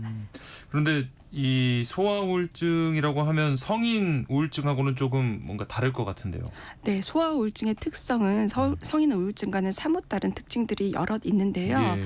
대표적인 차이점으로는요. 아이들은 우울하다라고 직접적으로 표현하기보다는 네. 그런 단어도 모르고 있는 경우들이 많아서 네. 짜증, 울음, 분노 폭발 또는 무기력함 등의 행동 문제로 드러나곤 하거든요. 예. 또 식욕 부진으로 인해서 키와 몸무게의 성장이 잘 이루어지지 않는 모습으로도 자주 드러납니다. 어른들은 입맛이 떨어지면 살이 빠지는데 아이들은 크고 있기 때문에 뭐 빠지고 이 정도까지는 아닌데 네. 잘 안 커요. 네. 예, 그리고 아프다는 이야기를 자주 하곤 합니다. 사실 소아청소년 시기가 인생에서 그 이상 더 건강한 시기잖아요. 네네. 근데도 만성적으로 배가 아프다, 머리가 아프다 이렇게 통증을 호소하는 경우에도 대표적인 우울증 증상이라고 볼 수가 있겠습니다. 아하. 이게 뭐 우울증 같은 이런 정신과적인 문제가 있으면 성인도 참 어려운데 우리 자라나는 아이들은 또 어떨지 좀 가늠하기도 어려운데 구체적으로 그러면 우울증이 아이들에게 어떤 영향을 미치는지 궁금합니다. 네, 우리가 우울증이 아니고 그냥 우울한 기분만 좀 느껴도 하루가 참 버겁고 무겁거든요. 네. 그런데 성인도 아닌 그래서 뇌의 체력 자체가 우리보다 약한 어린아이들이 우울증을 겪고 있다면 이것에 대한 고통의 크기는 사실 참 상상만 해봐도 참 클 거라 짐작할 수 있겠습니다. 네. 그런데 소아 우울증은 삶에 미치는 영향이 성인과는 또 다른 부분이 있어서 신경을 써야만 합니다. 예. 왜 어린 나이에는 뼈가 부러지면 성장판 다칠까 봐 걱정하잖아요. 다리 안 자랄까 봐. 그렇죠. 예, 그것과 마찬가지로 어릴 때 우울증이 걸리면 자신에 대해 뭐 나는 해도 못하는 사람, 나는 쓸모없는 사람이라고 여기고 실제 아무것도 하지 않게 되면 그 시기에 습득해야 되는 학습이나 경험의 폭이 적어지기 때문에 실제로 나중 삶에 영구적인 제한을 받을 수 있습니다. 배워야 될 시기에 못 배웠기 때문에 제한이 될 수 있고 놀고 싸우며 사회성을 연습해야 될 시기에 그러지 못해서 장기적으로 사회성 발달 지연이 일어날 수도 있고 예. 그 결과가 다시 우울의 원인이 될 수 있다는 말입니다. 또 우울증이라는 것의 특성이 무기력해지는 것이기 때문에 네. 웬만한 자극에도 다 무감각해져요. 그러다 보니 매우 강한 자극에만 몰입되게 되기 쉬운데 대표적인 것이 게임, 배달 음식, 오픈 채팅, 도박 이런 것들이에요. 예. 그래서 이로 인한 뭐 정신적, 신체적 피폐함에 쉽게 노출되는 것은 또 다른 문제라고 할 수 있겠고 심지어 소아 청소년은 아직 뇌와 몸이 미성숙해서 외부의 이런 나쁜 자극에 더 심하게 영향을 받기 때문에 더 문제입니다. 요즘 진짜 뉴스만 봐도 이렇게 우울증을 앓고 있는 뭐 10대들이 늘어나고 있다는 얘기 많이 듣는데 또 진료실 계시니까 직접 많이 체감하시겠어요. 네, 그 10대 우울증 불안장애 환자 수가 2019년에 이제 5만 8천 명 정도였다가 2023년도에는 9만 662명으로 기록되었거든요. 네. 그래서 5년 만에 56.4%가 뛴 셈이에요. 어이구. 예, 이것도 통계상으로도 매우 큰 수치이지만 네. 직접적으로 진료실에서 느껴지는 부분은 더욱 뭐 직접적입니다. 네. 해마다 더 어린 연령대의 아이들이 그리고 더 많은 수의 아이들이 병원을 방문하는 것을 느낄 수가 있는데 이러다 보니 부모님들께서 소아정신과를 예약하실 때 깜짝 놀라곤 하세요. 네네. 이거 무슨 오픈런 뛰어야 되냐고 예약 그 잡기가 정도로. 어떻게 이렇게 힘드냐는 것이에요. 예. 짧게는 몇 주, 보통은 몇 달, 또 대학병원 같은 곳들은 몇 년씩 기다려야 된다고 하거든요. 아이씨. 예. 네. 근데 뭐 요즘 아이들의 삶이 참 팍팍하고 힘든 것 같습니다. 학업만 하더라도요. 뭐 아나운서님 때나 제 네. 때나 항상 학업은 어려운 거잖아요. 그렇죠. 예, 그래도 어렵지만 지금은 수행 평가에 중간 기말 대신에 수능 준비까지 아이들 키워보시면 정말 끝없이 평가가 참. 있다는 것을 볼 수가 있습니다. 네. 그러다 보니 뭐 준비해야 될 일도 그만큼 많아지고 압박감도 훨씬 커졌겠죠. 네. 또 인터넷이 활발하게 된 것이 애들한테 오락거리가 늘어난 거기도 하지만 네. 사실 그 강력한 유혹을 뿌리치고 나서 공부를 한다는 것이 쉽지가 더 않으니까 어려워졌죠. 예, 공부 부담이 더 크게 느껴지기도 하고 네. 그걸 다 떠나서 SNS를 다 일상적으로 하다 보니까는요. 당연히 비교도 쉽게 되고 또 온라인을 통해서 시간 제한 없이 상호작용을 하잖아요. 네. 네. 그러면 그만큼 즐거움도 있지만 갈등의 폭도 기하급수적으로 시간 가리지 않고 커지게 되었습니다. 네. 그러다 보니 실제로 정신건강 문제는 심각해지고 있을 뿐이고요. 다만 정신과 진단이 많아진 이후에는 이런 이제 심각도 문제도 있겠지만 정신건강의학과 방문에 대한 심리적 저항감이 많이 낮아진 것도 큰 영향을 미치긴 했죠. 그건 다행이네요. 예, 특히 아이들은요 학교에서 위클래스 같은 것들을 통해서 심리 상담에 대해서 아주 익숙해져 있는 상태입니다. 그러다 보니 어려움이 있으면 아이들은 어른들보다 비교도 안 되게 정신과 진료를 먼저 떠올리곤 하더라고요. 그건 참 잘된 일이네요. 네. 요즘 진짜 이 청소년 정신 건강에 대해서 어떤 관심이나 정부 지원도 늘었고 또 보호자들도 이렇게 책이나 뭐 인터넷이나 이렇게 찾아보고 공부를 많이 하던데 이 예전하고 좀 많이 달라진 것 같아요. 우리 아이들 스트레스 받지 않도록 많은 노력을 하는 것 같아요. 네, 요즘 부모님들은요 아이들의 정신 건강에 대해 아주 중요하게 생각들을 하시죠. 네네. 그래서 뭐 서점에 가도 육아서가 정말 많고요. TV 프로그램에서도 아이들의 정서를 다루는 것이 일상적인 일이 되었죠. 네. 이런 프로그램도 마찬가지고요. 또 학부모님들이라면 학교에서 날아오는 엄청 많은 공문들이 있거든요. 예. 그 공문들을 통해서 정신 건강 정보를 얻으시기도 하고 그다음에 정서 행동 발달 검사라고 우리가 이제 성인들이 2년에 한 번씩 이렇게 의무적으로 국가 검진을 받게 되는 것처럼 네. 학생들의 정서를 의무적으로 검진하는 프로그램이 있습니다. 그래서 학교에서 다 시행이 되어요. 네. 그걸 통해서 아이들의 정신 건강에 대한 점검이 이루어지기도 하기 때문에 여느 때보다도 아이들의 정신 건강에 대한 부모님들의 관심은 높습니다. 네. 그러다 보니 그러한 부모님들의 수요에 맞는 여러 가지 유튜브 채널, 인스타그램, 블로그, 카페 같은 것들이 운영이 되고 이를 통해 얻을 수 있는 정보들도 그야말로 홍수를 이루고 있는데 그렇죠. 이 부분이 아이들의 정신 건강에 좋지 않은 영향을 미칠 때도 있어서 전문가로서는 좀 염려가 될 때도 있습니다. 염려라면 어떤 점일까요? 뭐 대표적으로는 틱장애나 ADHD에 대해서 입증이 되지 않은 어떤 영양제를 먹으면 낫는다라고 해가지고 되게 많거든요. 네. 그 개입의 시기가 늦어진다거나 또 정신 건강에는 스트레스를 줄여주는 게 좋다라고들 생각을 하시니 네. 아이가 필수적으로 견뎌내야 될 기본적인 의무나 생활 태도에 대해서도 지나치게 허용적이 됨으로써 아이가 배워야 될 뭐 태도나 기초 학습 또는 정서 조절 능력을 놓치게 된다든지 한다는 점입니다. 네. 또 정신과라고 하면 다들 뭔가 심리, 마음 이런 것들로 느끼시잖아요. 그렇죠. 그런데 사실 정신건강의학과는 인간의 뇌 건강을 다루는 곳이거든요. 네. 만약에 피부에 뾰루지가 났다. 그러면 화장을 잘 안 지워서 생긴 그런 외부적 요인일 수도 있지만 피부 장벽이 그냥 약해지거나 피지 분비가 많아져서 생길 수도 있는 것처럼 네네. 뇌의 건강도 딱히 외부 요인 없이 내부적으로 그저 뭐 면역이 나빠져서 생기는 경우들이 있습니다. 네.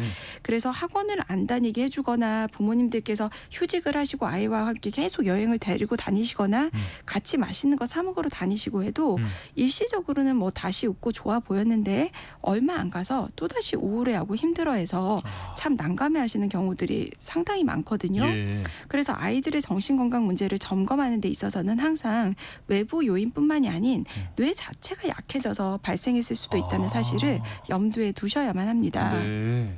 사실 소아정신과에 대해서 이전보다 문턱이 많이 낮아졌다고는 하는데 아직도 보건복지부 실태조사 자료들을 보면 치료를 위해 정신과를 찾는 경우는 여전히 적고요. 또 네. 부모님들의 경우에는 내 아이는 내가 잘 안다라고 생각하실 수가 있기 때문에 네네. 먼저 자가치료처럼 가정 내에서 할 수 있는 부분들을 다 해보시고 네. 최후의 수단으로 소아정신과 진료를 떠올리시게 되곤 하거든요. 늦게. 네. 그런데 이제 열감기가 딱 오면 코로나일까 폐렴일까 백일일까 원인을 찾고 거기에 따라서 해결 방법이 서로 다르기 때문에 그렇죠. 소아과에 방문하시는 것처럼요. 네. 아이들의 정신 건강에 대해서도 소아정신과의 진료를 통해 평가를 받는 것을 조금만 더 자연스럽게 여겨주시면 좋겠습니다. 네. 그것이 아이들의 어려움을 겪는 시간을 최소화할 수 있는 방법이기 때문입니다. 아까 잠깐 말씀해 주신 것처럼 이게 어쩌면은 이 우울 증상이 마음의 성장판이 될 수도 있으니까 다치기 전에 빨리 병원을 찾는 게 좋으실 것 같은데 이제 예를 들어서 부모님이 우리 아이는 뭐 학습 스트레스 때문에 이렇게 우울감이 큰 것 같아요. 느끼는 것 같아요. 이런 식으로 좀 원인을 특정해 놓고 접근하는 거는 좋지 않다는 말씀이시죠? 네, 물론 정서 문제가 외부 환경의 요인을 많이 받는 것은 사실입니다. 네. 그렇기 때문에 우울, 기쁨, 불안과 같은 정서 문제에 대해 외부 요인을 찾아보는 시도는 당연히 필요합니다. 네. 하지만 우리가 쉽게 연결시킬 수 있는 외부 요소가 실제로는 현 정서 상태의 원인이 아닌 경우도 많고요. 원인이 맞다 하더라도 뭐 그 정도로 문제를 일으킬 요소는 아닐 때도 많죠. 예. 뭐 늘 건강식하고 술, 담배도 안 하시던 분이 어느 순간 덜컥 암에 걸리시기도 하고 네. 뭐 맨날 맵고 짠 안주에 반주 하시면서도 건강한 분들이 계시는 것처럼 맞아요. 네. 정신과의 여러 문제들도 외부 요인뿐만이 아닌 생물학적인 요인이 크게 작용해서 발병 가능한 것이거든요. 그래서 아이의 정서상 어떠한 어려움이 느껴진다면 조금 더 가까이 정신과적 진단과 평가의 과정을 여겨주십시오. 그러면 뭐 예를 들어서 우리 아이가 어떤 증상을 보일 때 이렇게 병원을 찾는 게 좋을까요? 네, 크게 두 가지로 나눠볼 수가 있겠습니다. 예. 첫 번째는 일상생활에 지장을 주는 경우인데요. 네. 무슨 말이냐면 자야 할 시간에 자지 않고 먹어야 할 시간에 먹지 않고 학교 가야 될 시간에 가지 않고 공부해야 될 시간에 하지 않는 것을 의미합니다. 예. 매일 새벽 3, 4시까지 게임하다가 학교에 지각하거나 결석하고 혹은 학교를 간다 하더라도 하루 종일 뭐 누워서 잠만 자고 오고 학교에서는 누워서 핸드폰만 보다가 자고 하는 것은 단순한 사춘기여서 그런 것이 보통 아닙니다. 네. 또 소위 사춘기여서 일시적으로 그렇다고 할지라도 이러한 문제들은 현재 아이들의 활동과 미래에 적지 않은 영향을 미치기 때문에 반드시 점검이 필요하겠고요. 예.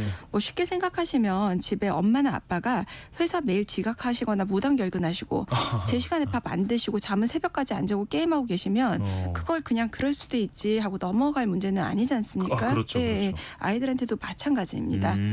또 두 번째 경우는 이건 더 이상 미룰 수 없는 경우고 절대로 사춘기만으로 설명되지 않는데요. 네. 아이가 죽고 싶다고 한다거나 자해하거나 자살 시도를 하는 경우죠. 네. 이 경우에는 절대로 청소년기 한 번쯤 해볼 수 있는 일탈로 넘어가지 마시고 예. 반드시 병원을 방문해 주셔야만 합니다. 네네. 만약에 이제 요리를 하다가 딱 칼을 베시잖아요. 그러면은 당연히 요리하다 보면 칼을 벨 수 있죠.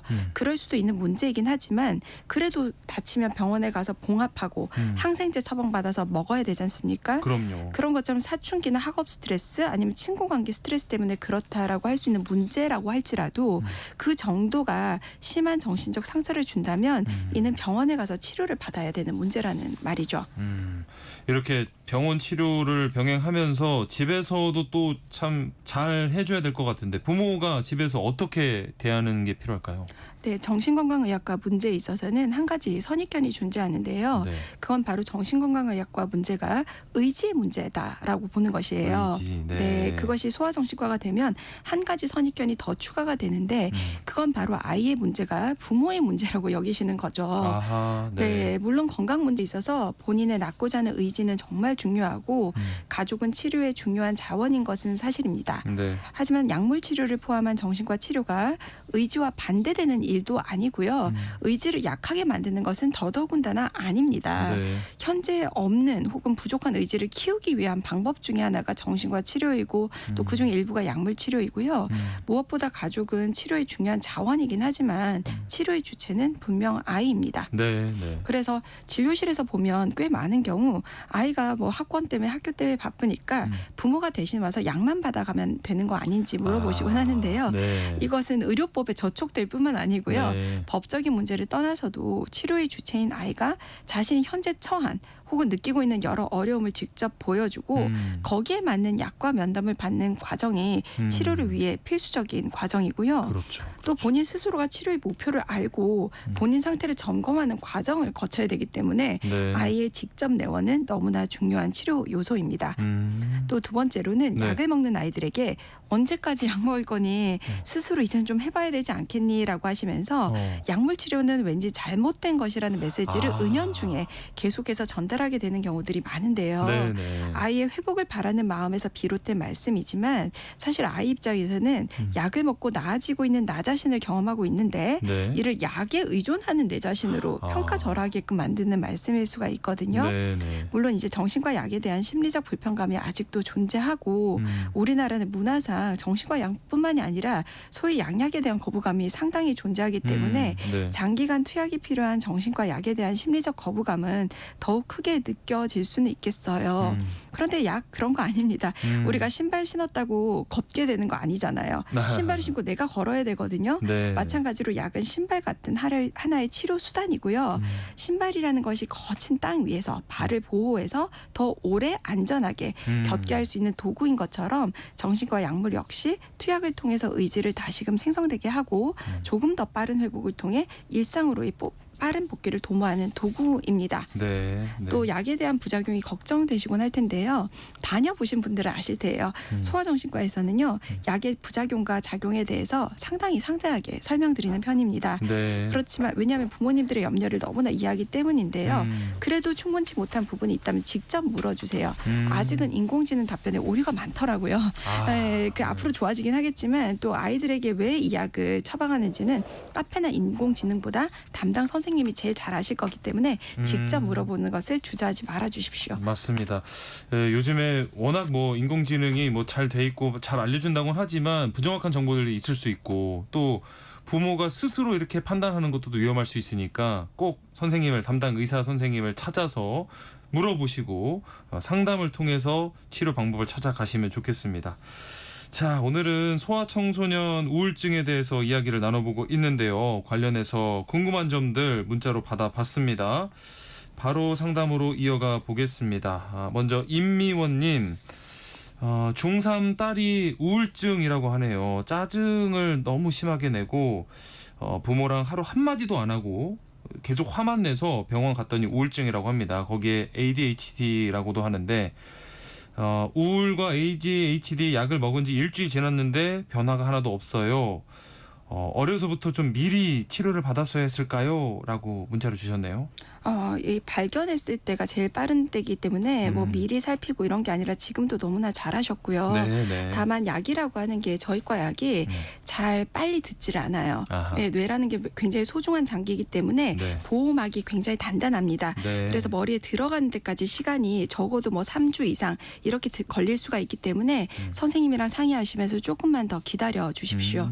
네, 아직 일주일 지난 네. 거니까요. 물론 그 마음은 부모의 마음은 이해가 되지만 조금 더 기다려 보시기 바라고요. 8093님, 저희 아이가 짜증을 좀 내고 핸드폰 사용량이 많이 늘었습니다. 이것도 혹시 우울증 증상 중 하나일 수 있을까요? 하셨네요. 네, 이것만으로는 뭐 우울증이다라고 얘기하기는 어려울 수 있겠지만 네. 핸드폰 사용이 이렇게 많아지다 보면 결국 우울해지기가 너무 쉬워요. 네. 매일 짠 음식을 먹으면 위험에 잘 걸리는 것과도 마찬가지입니다. 그래서 네. 이 부분에 대해서 아이와 함께 논의를 해서 시간 제한을 하는 것 아니면 뭐 몇 시까지만 하고 밤에는 꼭 자자 이런 부분들을 같이 합의하는 것들이 필요할 것 같습니다. 네. 다음 6200님, 중3 손녀를 키우고 계시다고 하시면서 늘 밝고 웃음이 많았는데 대화도 안 하고 자기 방에서 나오질 않습니다. 학교 생활에 문제가 없다고 하는데 손녀랑 이야기를 해보면 죽고 싶다는 말이나 또 짜증이 많아졌어요. 어제는 또 자해까지 했다고 하십니다. 어떻게 해야 될지 이 어떻게 치료를 해야 될지 궁금합니다. 문자를 주셨네요. 네, 그 자해는 아까 말씀드린 것처럼 반드시 소아정신과 진료를 받아야 되는 내용이고요. 네. 물론 이제 이전에 비해서 요즘 아이들이 자해에 대해서 조금 더 쉽게 생각하는 경우들은 많아요. 네.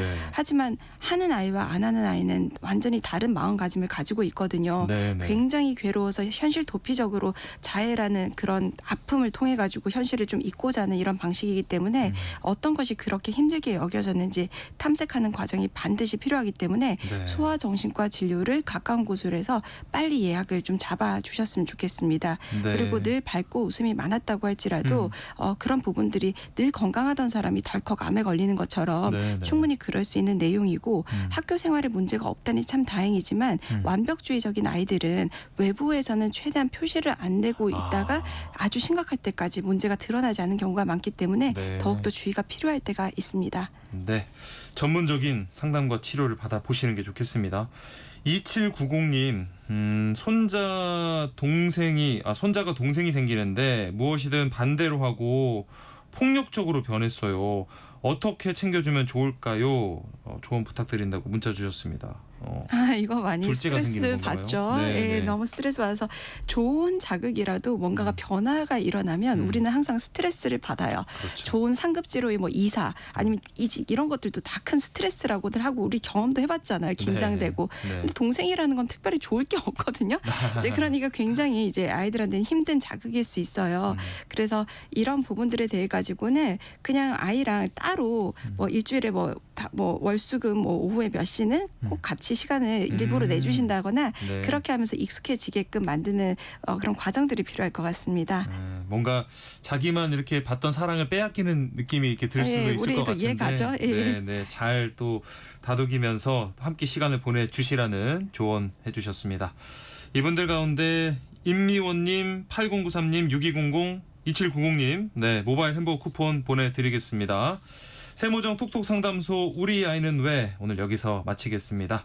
소아청소년 정신건강의학과 정연경 전문의와 함께했습니다. 고맙습니다. 감사합니다.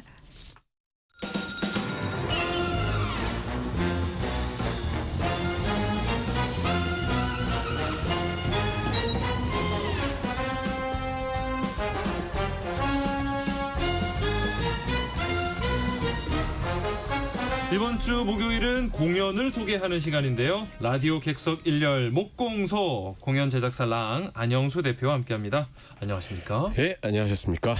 안영수 인사드리겠습니다. 네. 오늘은 어떤 공연을 또 들고 오셨을까요? 오늘은 라디오니까 네. 라디오니까 반드시 소개해야 되는 뮤지컬이 한 편이 있어서 갖고 왔습니다. 라디오. 네. 예, 뮤지컬 멤피스라는 작품입니다. 멤피스라고 하면 저는 미국 도시 멤피스가 생각이 나는데 맞나요? 맞습니다. 예, 그렇게 말씀하시니까 이제 또 그 뭐 이상하게 미국은 도시 이름의 뮤지컬들이 좀 있네요. 맞아요. 네, 브로드웨이 40여인가 여기서 소개했었고, 시카고, 네, 시카고 뭐 이런 것도 있었고, 그리고 창작 뮤지컬 중에는 뭐 광주 이런 것도 있긴 있습니다. 우리나라도. 네. 어쨌든 이제 오늘 소개해드릴 작품은 말씀하셨던 것처럼 그 미국의 남부 도시 멤피스를 배경으로 하는 작품이 맞고요. 네. 근데 이제 그냥 멤피스가 아니라 1950년대 멤피스. 네. 그리고 실제로 있었던 DJ 듀이 필립스라는 사람의 실화를 바탕으로 한 작품입니다. 그래서 이제 오늘 제가 그렇게 말씀드렸던 거고 라디오. 네. 조금 더 설명드리자면 흑인 음악을 백인 사회에 알린 전설적인 DJ의 이야기라고 말씀드리면 될 것 같습니다. 야, 라디오에 관련된 라디오 또 DJ 이야기라고 하니까 그렇죠. 제가 조금 더 집중해서 들어봐야 될 것 같습니다. 오늘. 오늘 설명 들으시면 막 심장이 막 뜨겁게 달궈져야 됩니다. 네. 자, 그래서 이제 저도 진행자께서 꼭 보셨으면 하는 바람이 있는데 아마 공연 보시면은 지금까지 진행도 굉장히 유려하게 잘하시지만 어떤 이제 그 새로운 바이브가 느껴지는 진행을 하시게 되지 않을까.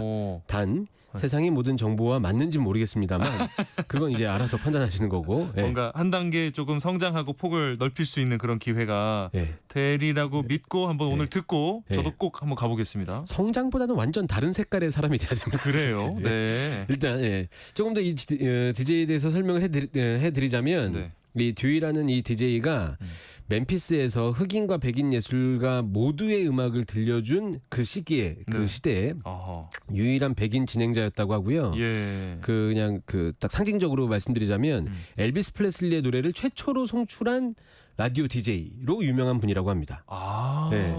그래서 그 이분, 시대에. 예, 그래서 네. 이제 이분의 노력으로 1950년대에 락앤롤 어떤 혁명의 발판을 마련했다라는 평을 받는 분이라고 하더라고요. 실화라고 하셨으니까 진짜 이분 대단한 분이네요. 네. 진짜 뭔가 높게 평가받을 만한 분인 것 같네요. 예, 공연장에서 만나면 약간 그 어떤 그 여긴 정석적인 그런 바이브가 아닌 네, 좀 새로운 어떤 느낌을 갖고 있는 사람처럼 보이긴 하는데 예. 실제로는 제가 못 뵀으니까. 네. 네. 자, 이어서 말씀드리자면 예, 이제 이 공연은 어떤 이야기를 다루느냐. 네. 간단히 말씀을 드리면은 당시 이 시대가 흑인과 백인을 완전히 나눈 사회였다고 하더라고요. 그렇죠. 그렇죠. 예, 어느 정도였는지 이제 극 중에 나오는 설정을 제가 이제 말씀드리자면 흑인과 백인이 함께 다니는 것 자체가 의심받을 만한 행동이고 같이 식당에 들어갈 수도 없는 그런 상태였다고 하더라고요. 예. 그런데 이제 바로 이 DJ가 백인 방송국에서 흑인 음악을 송출하게 되는 거죠. 네, 그러면서 이제 대립과 갈등, 뭐 차별과 경계 이런 것들이 무너지는 모습을 보여주면서 음악이 가진 위대한 힘을 보여주는 뮤지컬이다라고 말씀드리면 설명이 될 것 같아요. 그러니까 이 메시지가 참 대단한데 이런 차별, 엄청난 사회를 반으로 갈라놓는 이런 차별도 음악의 힘으로 이겨낼 수 있다. 그 정도의 위대함을 가진 거다. 이런 메시지인 거잖아요. 그렇죠. 와. 그래서 어쩔 수 없이 이 작품은 음악의 힘으로 진행이 된다고 해도 과언이 아니다라고 네. 말씀드릴 수 있고요. 네. 공연 내내 이제 라이브 밴드에 맞춰서 넘버가 나오는데 솔로도 그렇고 듀엣도 그렇고 또 이제 여러 명의 앙상블들과 함께 노래를 부르는 부르는 장면이 굉장히 많은데 네. 음악이 정말 매력적인 작품이에요. 오, 예. 그래서 약간 뮤지컬스러운 음악 있잖아요. 그 왜 성악 발성이 이제 그런 거에 거부감이 있으신 분들이 계실 수도 있잖아요. 예. 근데 제 생각에는 단언컨대 이 작품의 음악은 그런 느낌을 거의 안 받으시면서 보실 수 있을 정도다라고 말씀드릴 수 있고 게다가 이제 여기 캐스팅된 우리나라 배우들이 노래를 너무너무 잘해요. 예. 네, 그래서 공연 중에 뭐 이런 사회의 경계를 무너뜨리는 음악의 힘을 이야기하기도 하는데 그런 거는 뭐 차치하고라도 네. 공연을 보러 가시면 스스로도 음악에 어느새 이제 젖어 있는 느낌, 나도 이제 경기가 풀어진 느낌 이런 걸 받으실 수 있을 거라고 저는 믿습니다. 네. 이렇게 좀 대단하게 극찬하시는 거 보니까 대표님도 이미 흠뻑 빠지신 것 같은데요. 물론이죠. 어떤 느낌이냐면 공연 보고 나면은 이거 이 뮤지컬 앨범 사고 싶다 이런 생각이 들고요. 조금 더 좀 진취적으로 나아가면은 저 무대에 한번 올라가서 같이 불러보고 싶다라는 생각이 들다가 그 생각이 들자마자 나는 안 되겠다 라는 마음으로 마무리되는 그런 노래. 그러니까 왜냐면 음역대도 굉장히 높고 그래서 쉬운 노래들이 아니거든요. 그 정도로 그러니까 흠뻑 빠질 수밖에 없는 대단한 그런 공연이고 음악들인데 뭐 직접 못 올라가시는 대신 여기서 열심히 또 소개를 해주시면 되니까요. 제가 할 수 있는 건 여기서 이제 열심히 해야죠. 줄거리 그럼 빨리 전해주시죠. 제가 중간중간에 말씀드렸던 내용이 사실 공연의 줄거리라고 생각하시면 될 것 같은데 그래도 이제 드라마로 이루어져 있으니까 간단하게 말씀드리겠습니다. 설명드린 대로 배경은 1950년대 미국 남부 테네시주 멤피스라는 곳이고요. 공연 시작하기 직전에 이제 그 안내 멘트 같은 거 나오잖아요. 그때 이제 배우의 음성으로 공연 전 안내가 나오는데 그때 뭐 휴대폰 끄셔야 된다. 뭐 그 시기엔 휴대폰이 없었다 이러면서 이제 얘기 나오고 공연 중에는 지인들과 이야기하면 안 된다라는 멘트를 하면서 이때 관객들한테 어떤 설정을 확실하게 설명해 주거든요. 이 시대는 흑인과 백인에 대한 차별이 심했었다. 함께 식사를 하는 것도 힘들었다. 뭐 이런 등등의 안내를 해줍니다. 그리고 이제 바로 공연이 시작되는데 공연이 시작되면 주인공 휴이가 이제 그러니까 조금 전에 말씀드렸던 듀이라는 실제 DJ를 모델로 한 주인공이죠. 이 주인공 휴이가 어떤 음악에 이끌려서 어딘가로 들어가면서 공연이 시작되거든요.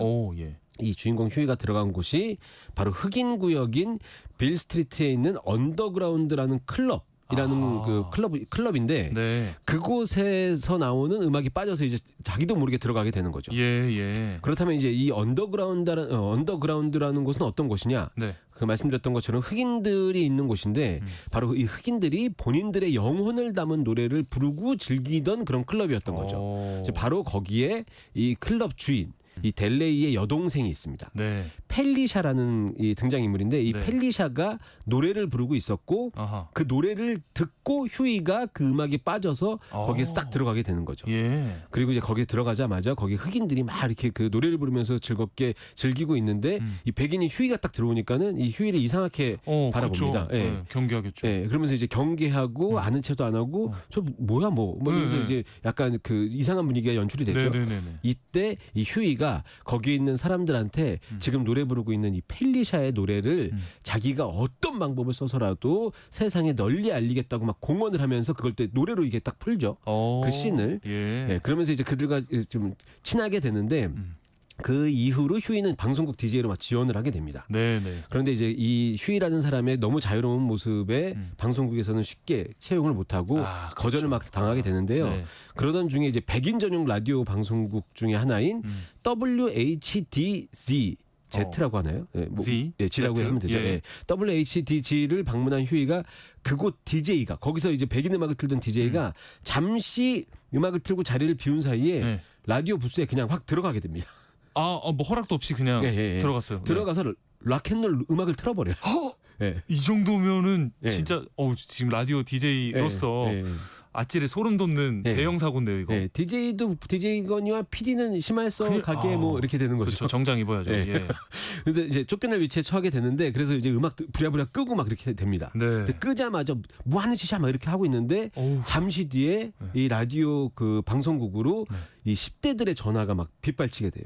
뭐라고요? 방금 이 음악 뭐냐? 이거 계속 좀 틀어달라. 네, 이러면서 반응이 좀 오는 거예요. 그러면서 이제 방송국 사장이 보니까는 상황이 나쁘지 않은 것 같으니까 이거 뭐지? 예. 그렇다고 뭐 어서 오십시오 이렇게 할 수는 없으니까 한 2주 정도의 트라이아웃 기간 한번 해봐라. 시험으로. 네. 네. 성적이 괜찮으면 가는 건데 아니면 넌 잘리는 거다 이러면서 네네.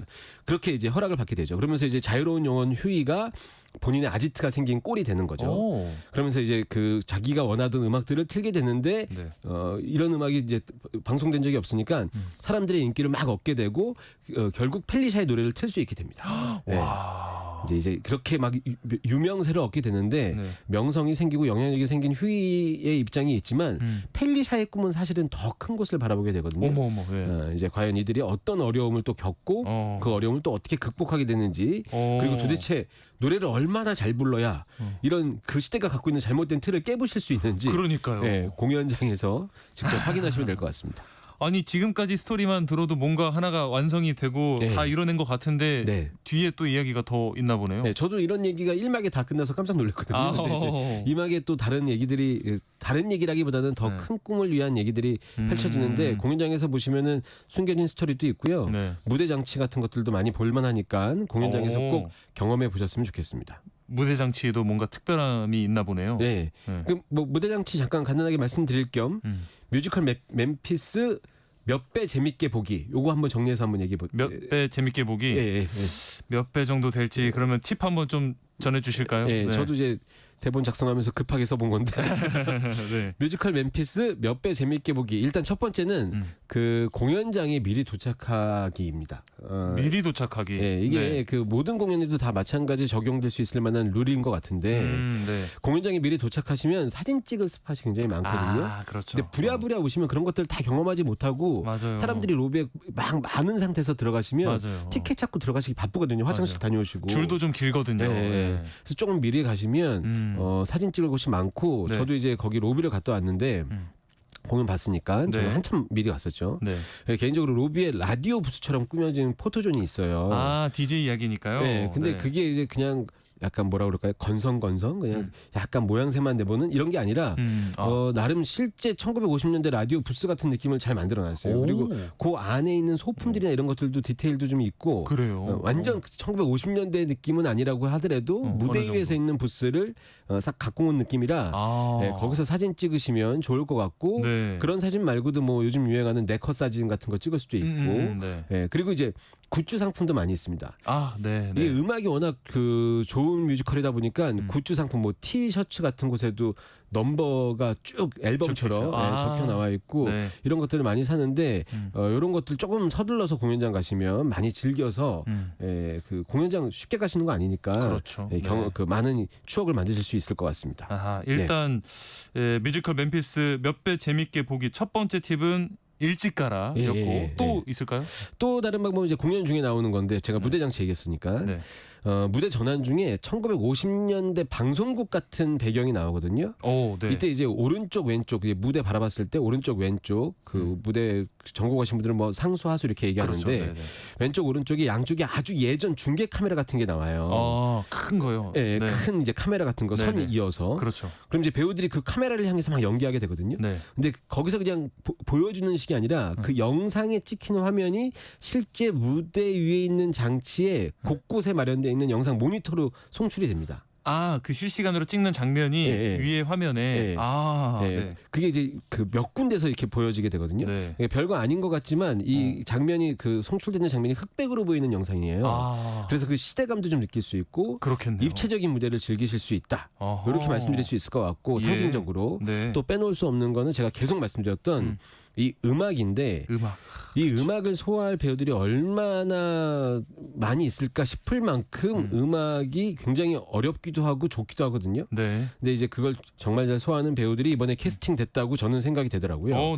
일단 주인공 두 분, 그 휴이라는 주인공과 그 노래를 너무너무 잘해서 휴이를 이끌었던 이 펠리샤 이 역할만 제가 잠깐 말씀드리면 휴이는 그 요즘에 뮤지컬계의 그 스타라고 얘기할 수 있을 것 같은데 박강현 배우, 고은성 배우 이렇게 두 분이 또 있고 또 이 아이돌 출신의 노래 잘한다고 소문나 있는 이창섭, 정태군, 이 빅스 이렇게 네 분이 캐스팅돼서 그 여기 다른 방송국의 프로그램이었지만 팬텀 싱어부터 뮤지컬 아이돌 영역까지 노래로는 설명이 필요 없는 배우들이 쫙 이제 그 휴이로 캐스팅됐고 과연 이 휴이를 이끌었던 이 펠리샤 이 역할은 누가 했느냐?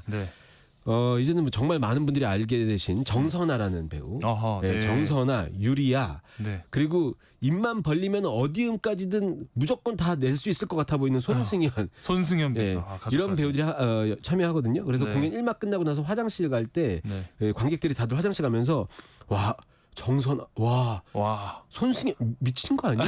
와 유리아. 뭐야? 이런 얘기를 화장실 15분 한 20분 정도의 쉬는 시간 내내 듣게 되십니다. 기대가 됩니다. 오늘 공연 소식 여기까지 마무리하고 끝곡을 들어야겠는데 어떤 곡이죠?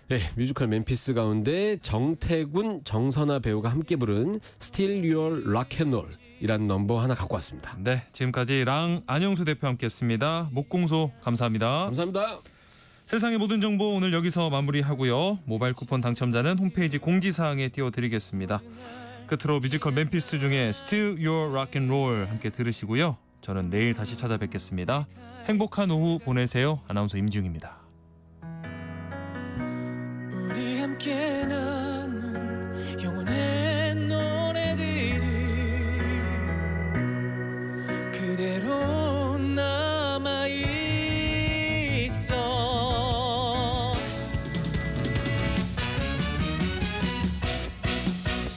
누구나 그런 생각하잖아. 내가 가는 이 길이 맞을까. 이제는 그런 때가 온 거야. 맞서 싸워야만 하는 순간 난 두려움 없이 내 맘을 따랐어. 그렇게 난 내 자리를 찾았지. 나의 음악이 너를 부를 때 맘을 열어봐. 한 걸음씩 리듬에 맡겨. 너의 음악이 나를 부를 때